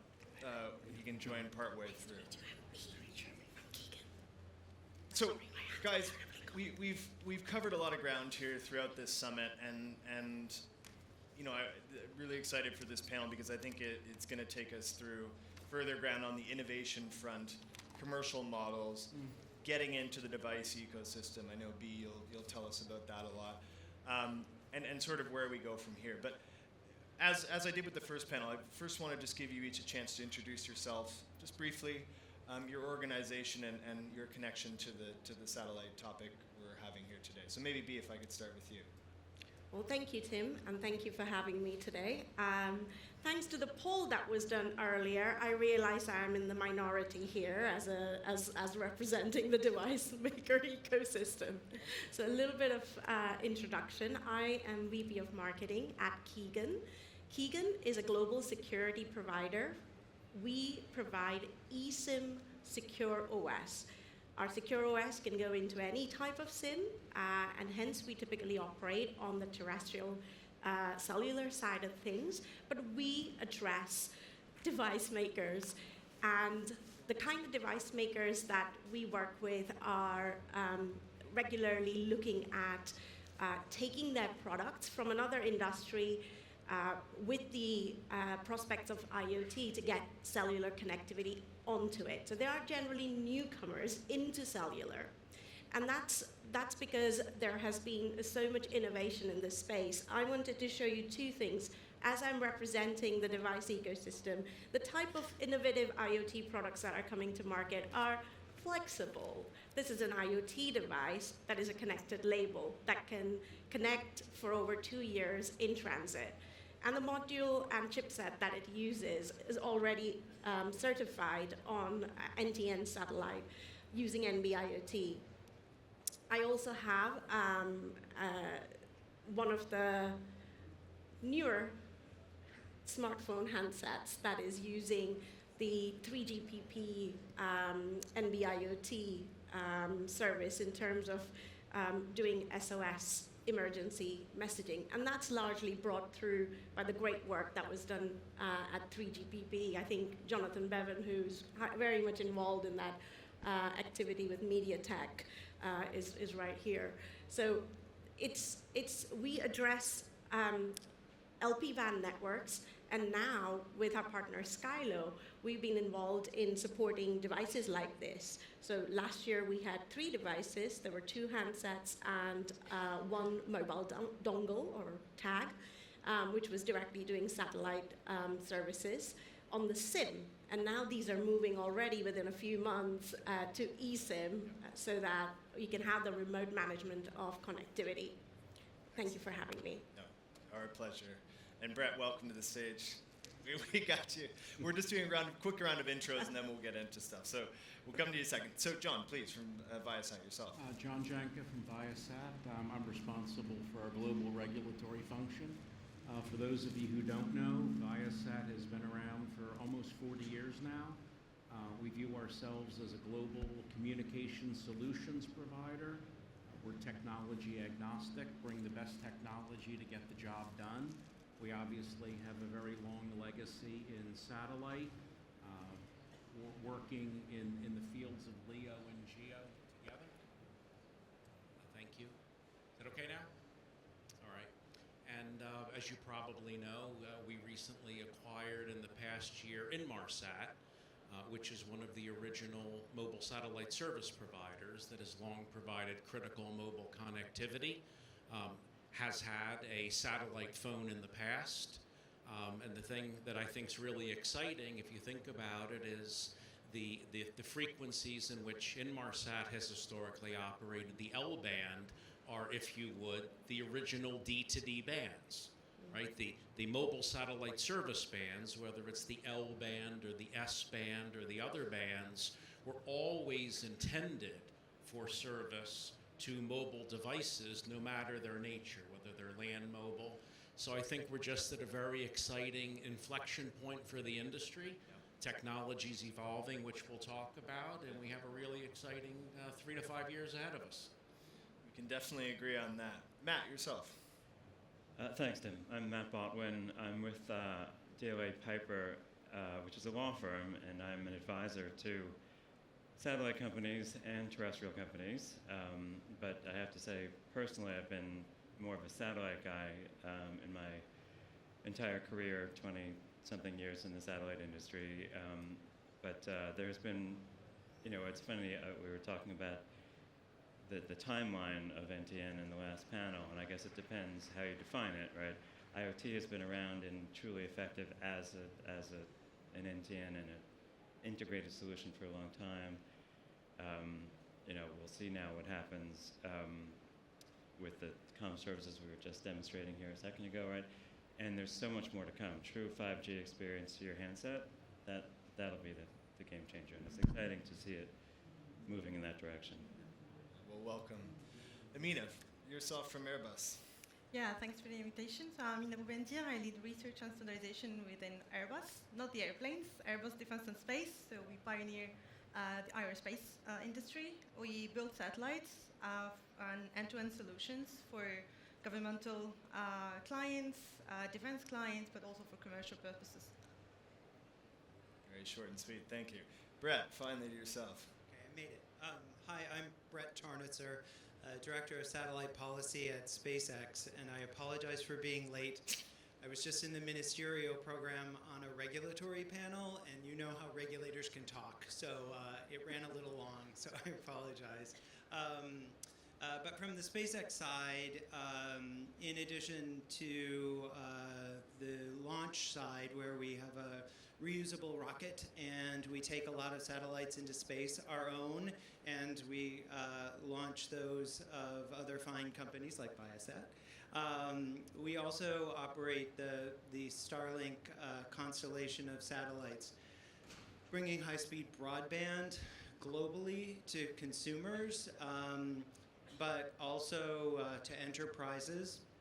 And I think kind of the most exciting place is certainly at Mobile World Congress is the idea of direct-to-device, satellite direct to your mobile handset, unmodified.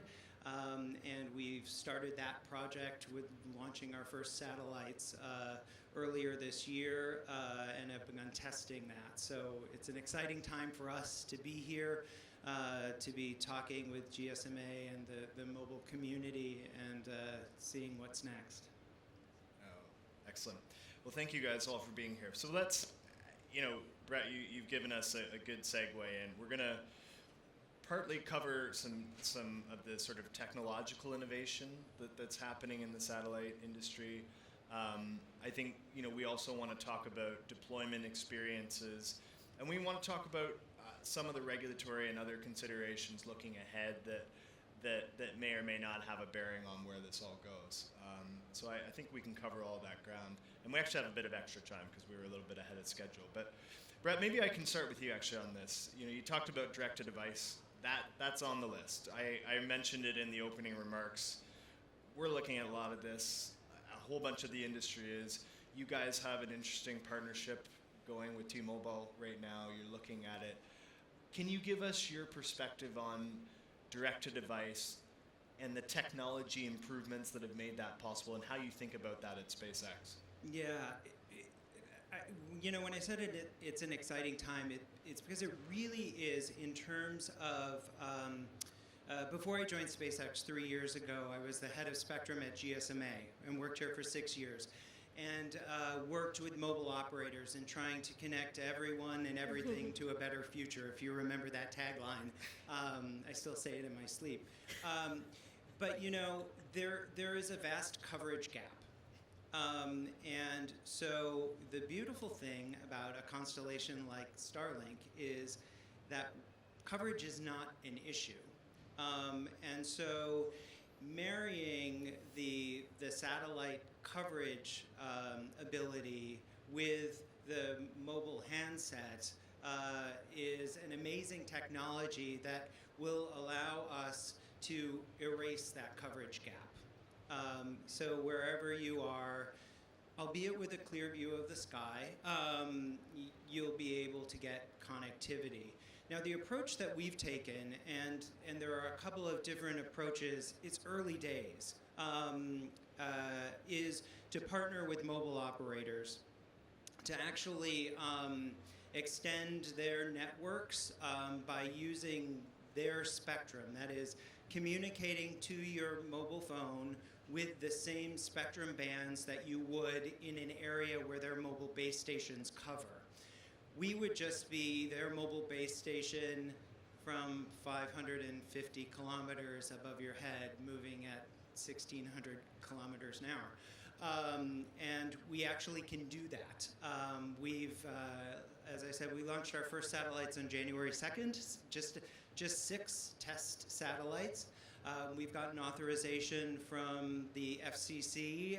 If any of you heard Chairwoman Jessica Rosenworcel speak earlier in the conference, the FCC has just announced a framework for dealing with direct-to-device services, and we'll be voting on that in Washington in a couple of weeks. But we've begun testing. We have an experimental authorization to test. We've sent our first texts and also our first, formerly known as tweets, now known as X posts. So we've proven it just in limited cases, but we're going to be continuing to test there. And the idea that your phone, the phone that's in your pocket right now, can communicate with one of our satellites that's 500 kilometers above your head and get that communication back is amazing. But we've figured out that technology. We're not the only ones. There are others out there. AST and Link and Apple and Globalstar have a different approach using different spectrum that requires a modification of the handset.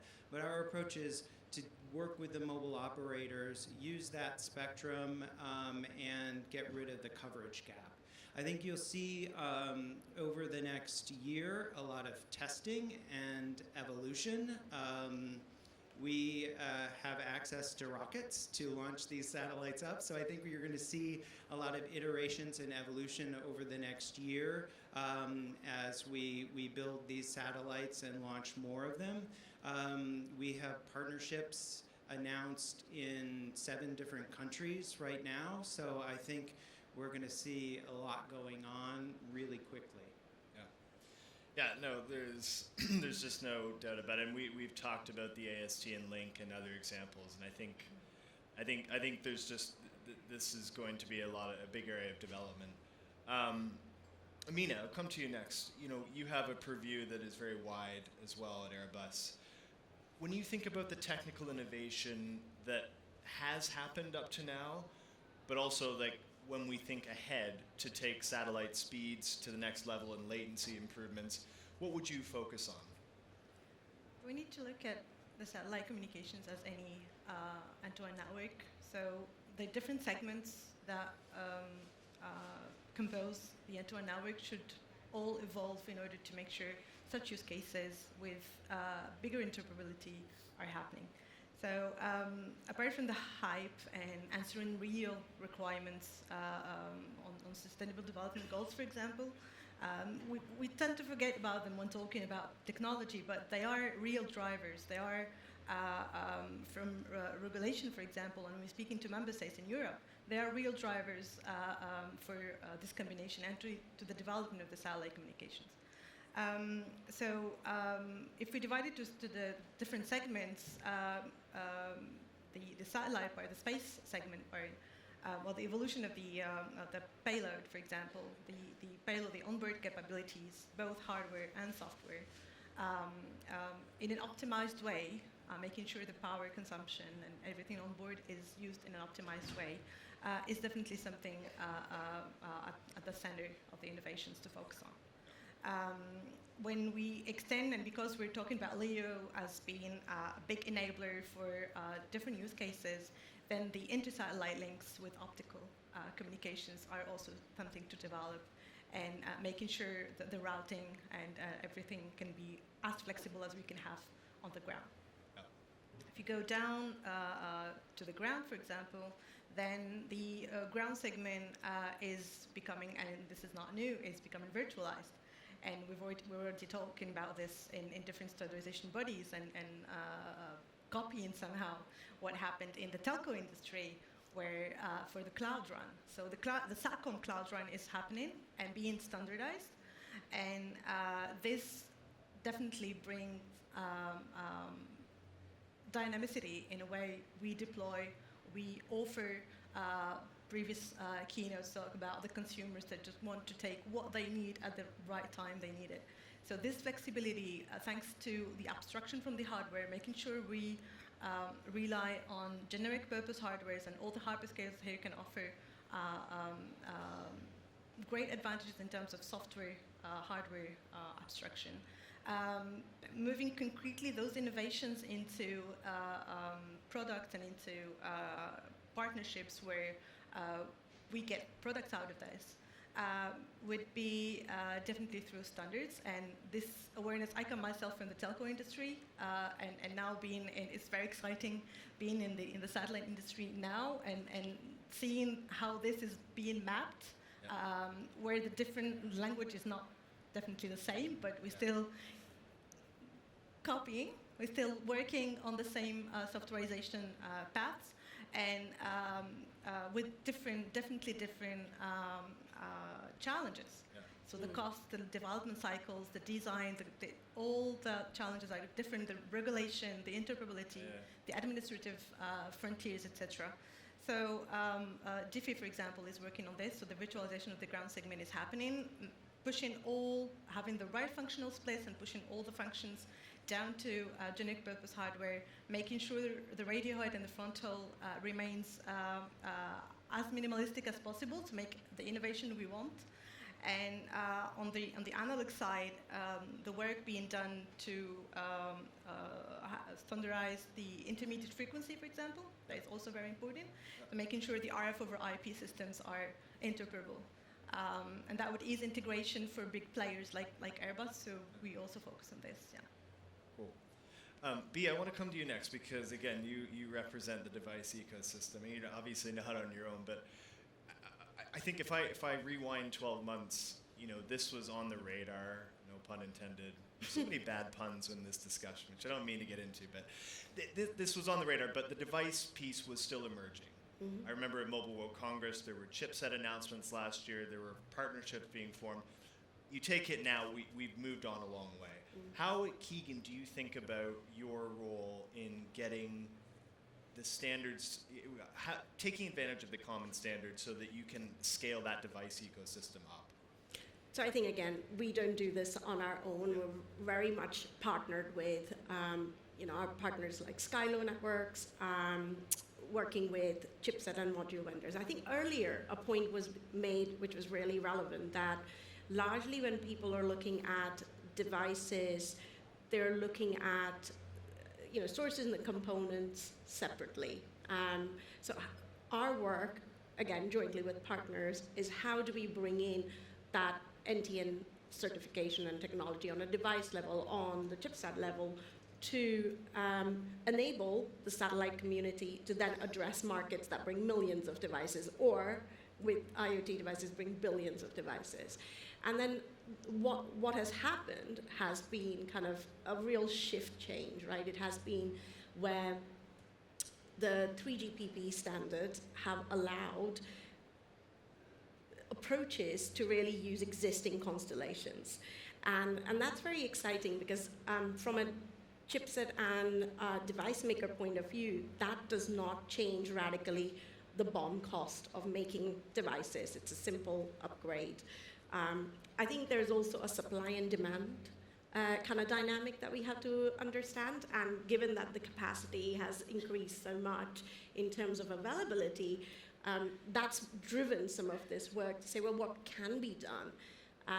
There are definitely so many use cases today that are already being talked on this stage that demand us to look at kind of terrestrial and satellite in a combined way. But the other kind of shift that has happened is because the BOM cost hasn't changed yet, chipset vendors are really, amenable to kind of say, well, okay, we'll make this investment and learn. And IoT has always been this journey of learning and unlearning until you get to that scaled, scaled deployment.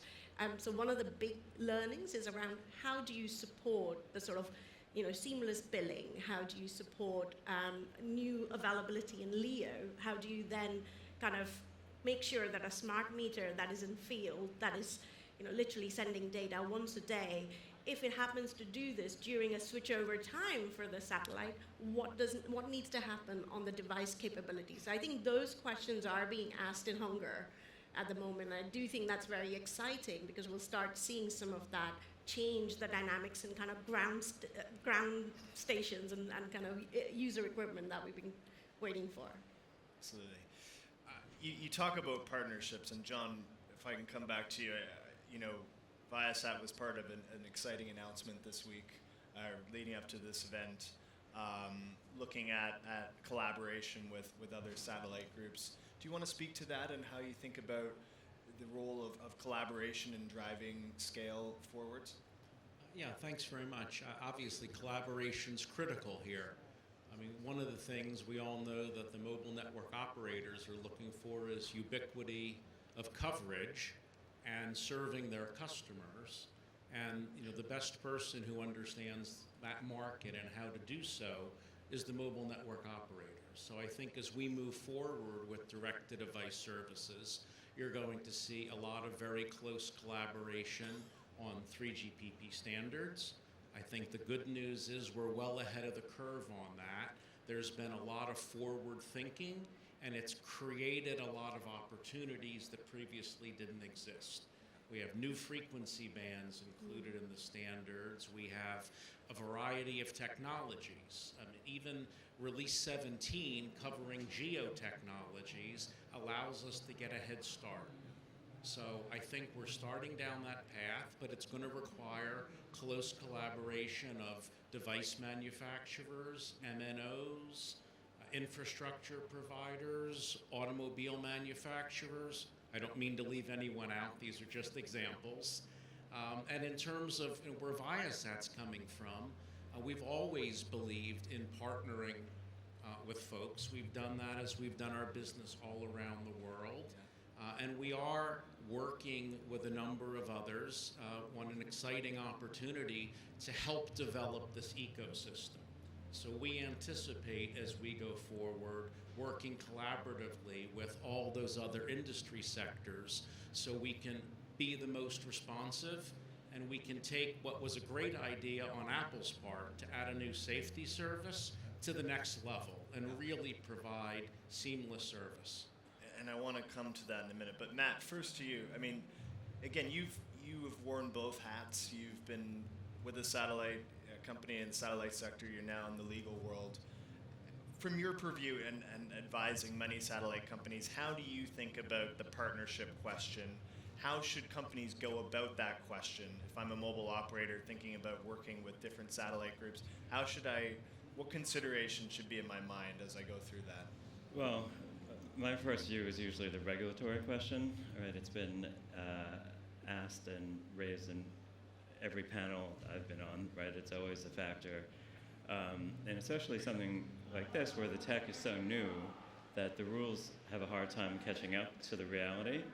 And I'm very proud that the FCC, as Brett mentioned, has led the way with the world's first set of rules to integrate these two technologies. They've chosen a leasing model, and we'll see what other countries do around the world.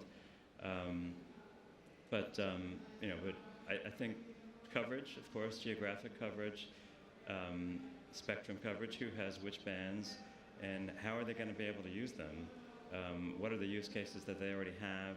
Do they complement those that you have already that you bring to the table? Does their device set work well with yours? But the driver for me is usually what countries are they in? What are the rules in those countries for the bands that you need? And what will they be in the future? So by extension, Brett, I mean, you mentioned, you alluded to the different spectrum approaches being taken Apple Globalstar does something a little bit different. You guys have your own approach. Some people are using, MSS. There's different approaches. There's multiple approaches. With the Starlink approach of how you're taking it, do you think that can be scaled globally? And if so, how do you navigate that question on a sort of country-by-country basis? Yeah, it definitely can be scaled globally. We're good at scaling, and I think right now we're trying to prove the technology. But one of the very first questions that's going to be asked, several of us on this stage spent 5 weeks in Dubai at the end of last year at the World Radio Communications Conference talking about this, is about making sure that we can do it in a way that protects users in adjacent territories or adjacent spectrum bands. So there's work to be done to show that we can coexist. I think harmonization is a word in the spectrum world we use as kind of the hope. Our satellite system is inherently global. So we want to make sure that the approaches for spectrum and regulation are as harmonized as they can be. So I think there are ways to facilitate a more global approach. We'll be doing more and more studies.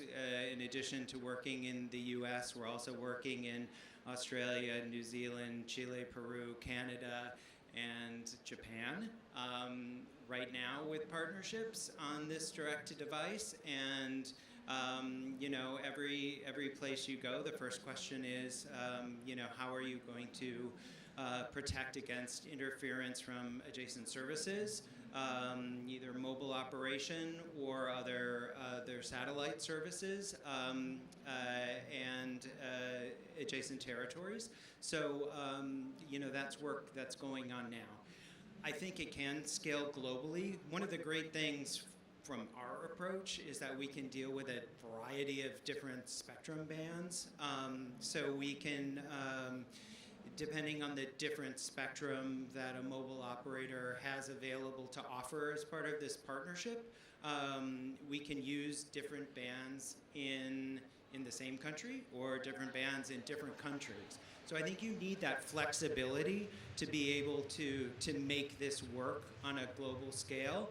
But I also, as a shout out to the other innovators out there, there also needs to be the flexibility to allow different approaches for different use cases in different areas. So I think flexibility is going to be the real key to making this work on a global level. But I have no doubt that this will be global and probably before you can imagine it. That's how quickly things are moving, and that's why it's so exciting for us right now. Yeah.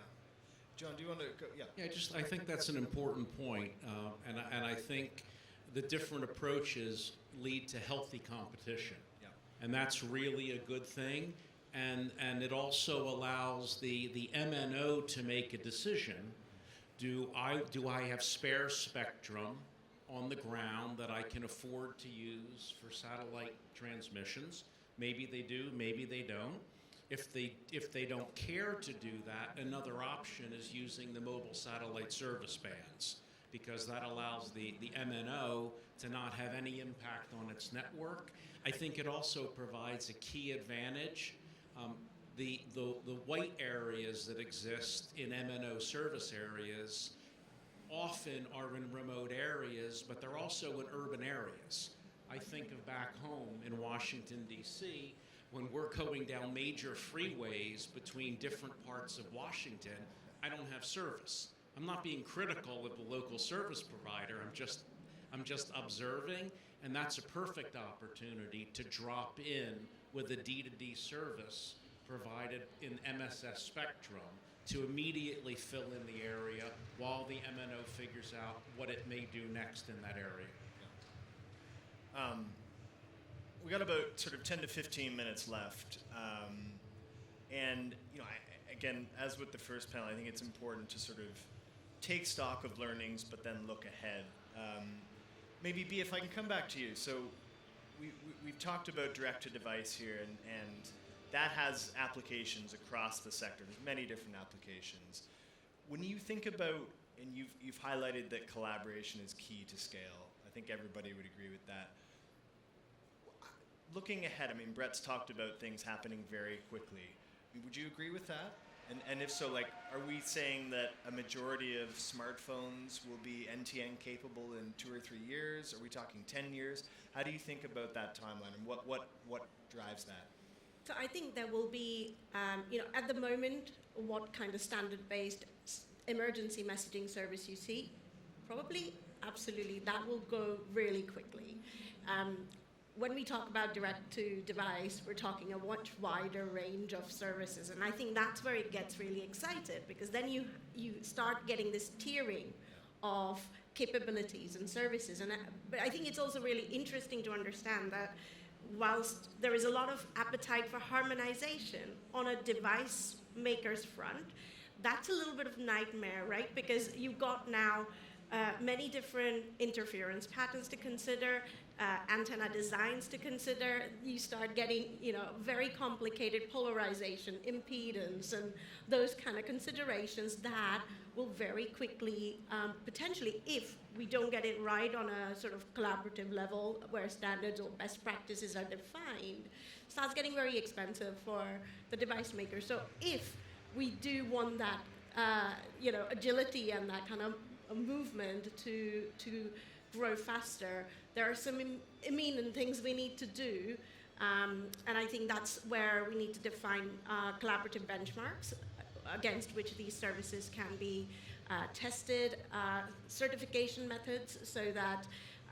we apply or we play in the SIM space, because the secure element of the SIM has been tried and tested and is super robust. It's been out there for 30 years, and there are models around it. So as we look at these services, who then is going to provide the consumer the billing services that are consolidated for both their kind of, the data streams of video as well as the emergency services? So there is a whole marketplace to be developed here. And I think, yes, we will see that, that growth, but there are a few critical pieces that I think from a device ecosystem point of view need to be realized. Yeah. No, and I think that's a well taken point. It does. It requires flexibility, but there's also scale economies when you have a streamlined set of standards. Amina, when you look ahead, how do you think about the main sort of challenges to scale and how those get overcome, either technological or from a commercial model? There were different moments where I wanted to react, actually. I'm trying, addressing your question, touch on them. If we're looking at a roadmap, we definitely need to look at what we have today. So first, I'm not sure we all agree, telcos and satellite operators, how we see each other. So we're getting to know each other. There are partnerships, there are contracts, as we saw, for extending the coverage. But is it really this way that we are building a relationship? So for now, if the satellite operators are looking at the telcos as, well, maybe ideally should look at telco operators as enablers for 5G-like services for their existing clients. And on the other side, if the MNOs look at the satellite vendors and operators as for the coverage extension, because we know there are rural areas, not only rural areas, but wide areas identified, then, and definitely opening the market, opening to new revenues, because we're going to touch other type of devices, other profiles of users, not the ones that are that used to call for satellite or for MVNO in a classical way. We're putting aside, because we're talking about mobile connectivity, we're putting aside other types of technologies that are cable providers and other fiber internet access providers. Under a marketplace view, there are disruptive business models that we're building without knowing, and endless opportunities of partnering, building revenues, building technology, but who's the driver? I think there's not really a driver. It's like a circle of power enriching each segment. So building on this, and because NTN is seen, so satellites, but also NTN, I think there is also a taxonomy to have a discipline, because we're including all types of IRL platforms for connectivity. But let's focus on satellite. It is an integral part of the 6G developments, for example, which are quite advanced and really advanced. The 6G developments are there in Europe, Next G Alliance in the US, 6G Industry Association in Europe, doing great job in developing and collaborating. We're including Japan and Korea as well. So the outlook is how really all these segments can evolve while ensuring the interoperability. Because at least from our perspective, we are raising the awareness around us with our partners for the need of standardization. We don't want to build the technology. We can still do it. We can be vendor specific, but that's what we already are.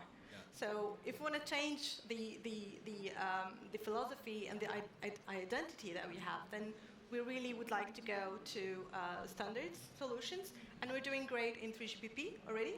I go myself there, and we have the first study for regenerative payload, UE with assumptions on the G-Node B, 5G Node B on board of the satellite. And so what's the impact on the 5G system on the ground and on the access? And there are definitely steps to go towards. So are we having a 5G access with 5G with satellite backhaul, or are we having a DVB access with a 5G core network?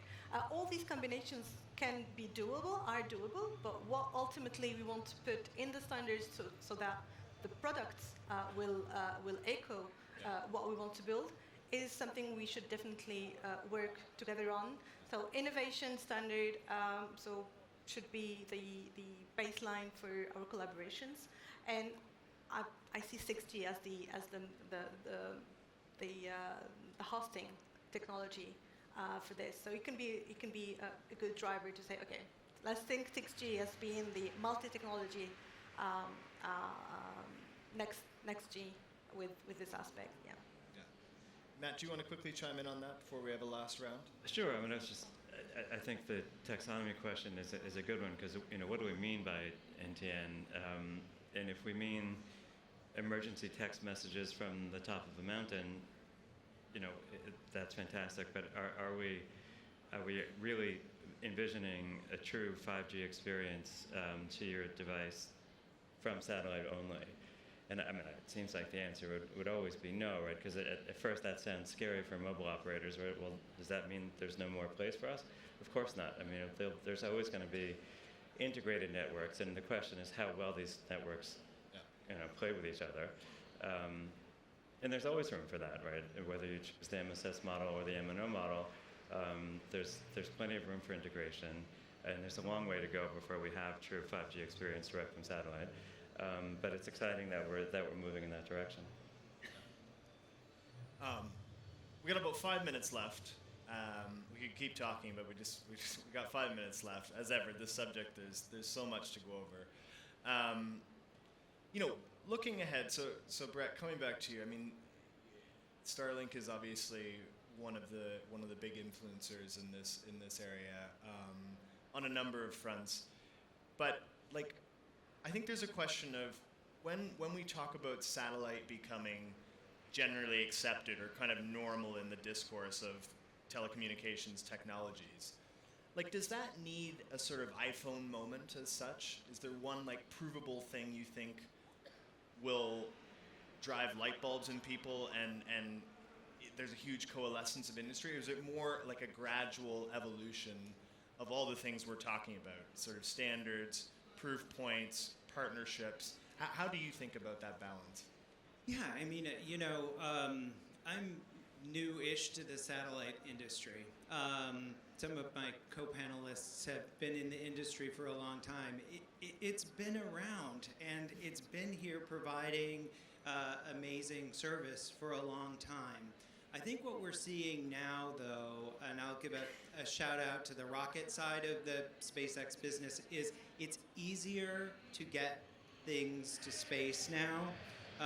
The development of a reusable rocket is really a key to being able to provide the opportunity for more and faster innovation in space to make that a reality.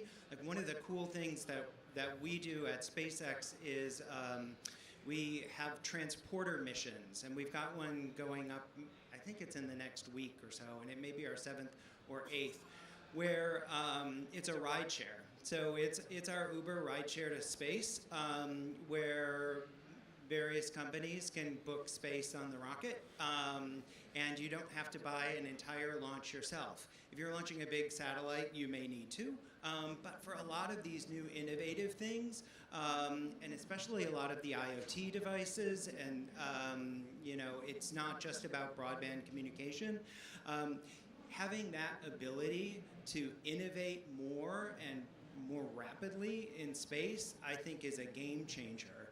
The reusable rocket also helps do that in a safer way too, because we don't leave those rocket bodies in space to come down and deorbit.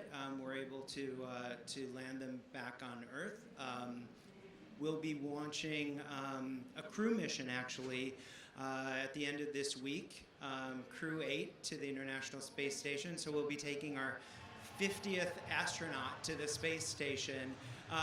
So we worry about making sure space is a sustainable environment, and it's important to us. But I think really that ability to innovate more rapidly, to bring down the cost of access to space, is going to be a driver to be able to really innovate with the pace of the rest of the terrestrial industry.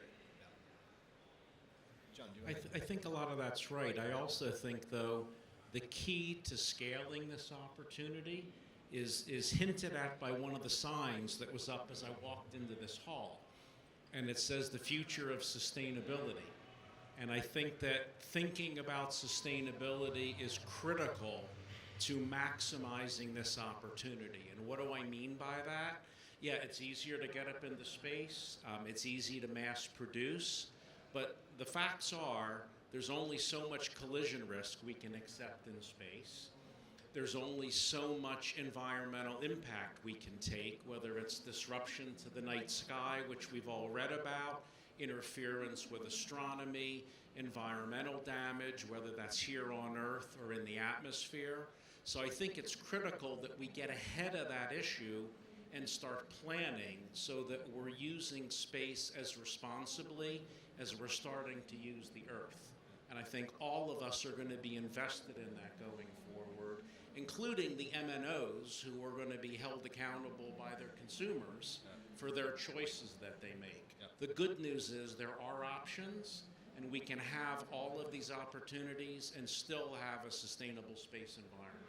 So it's a really exciting opportunity. We just have a lot of work ahead of us. It's another key concept, sustainability. I mean, we talk about that from a planetary perspective, from an energy perspective. You talk about it from a space perspective. It's a transcendent theme here, no question, and in our sector. B, the last word to you. When we think about not just sort of 10 years ahead, but let's say like next year, if we were all hypothetically gathered back on this stage 12 months from time, and I asked the question, have we progressed? You know, what one or two things would you be looking for as a progress check there, and how do you think about that? Well, thank you for giving me the last word. I think I do hope we come back next year. We reconvene and we've got lots of different examples of, and I think one thing I'd encourage everyone in this room to consider, to invite the device ecosystem, the chipset ecosystem, the module ecosystem that can truly take some of the barriers that have, will allow us to unpick the kind of the scale we need. I think we need to think about it not just in terms of coverage and networks, but as how do we enable the space, Earth data economy? And what I'd love to see next year is a lot more examples of devices I can share perhaps, but also a definition of, say, test beds. Being able to kind of say define some of these kind of tenets that start helping, the automotive industry, the consumer industry, all of these device ecosystems have a different development timescale. And so in order to prepare for this true convergence to benefit consumers, we need to start making some of those kind of fundamental setups ready so that there is that response that can be accelerated. Thank you. Well said. Well, I think we can all agree we've covered a lot of ground. I want to thank you guys all for taking the time and coming up to share your perspectives. You guys, thank you so much for coming. We've had 3 hours of great discussions. We could have 33 hours more, but I'm sure everybody wants a drink at some point. Maybe get a beer, a cerveza, or whatever floats your boat. But it's been a great event, and I think we can all agree this topic is only going to go upwards, and there's so much more to discuss. So thank you all so much for coming today, and thank you to our panelists. Thanks,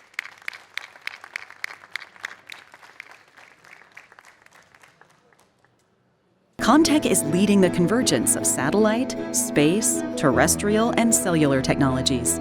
Learn more at comtech.com.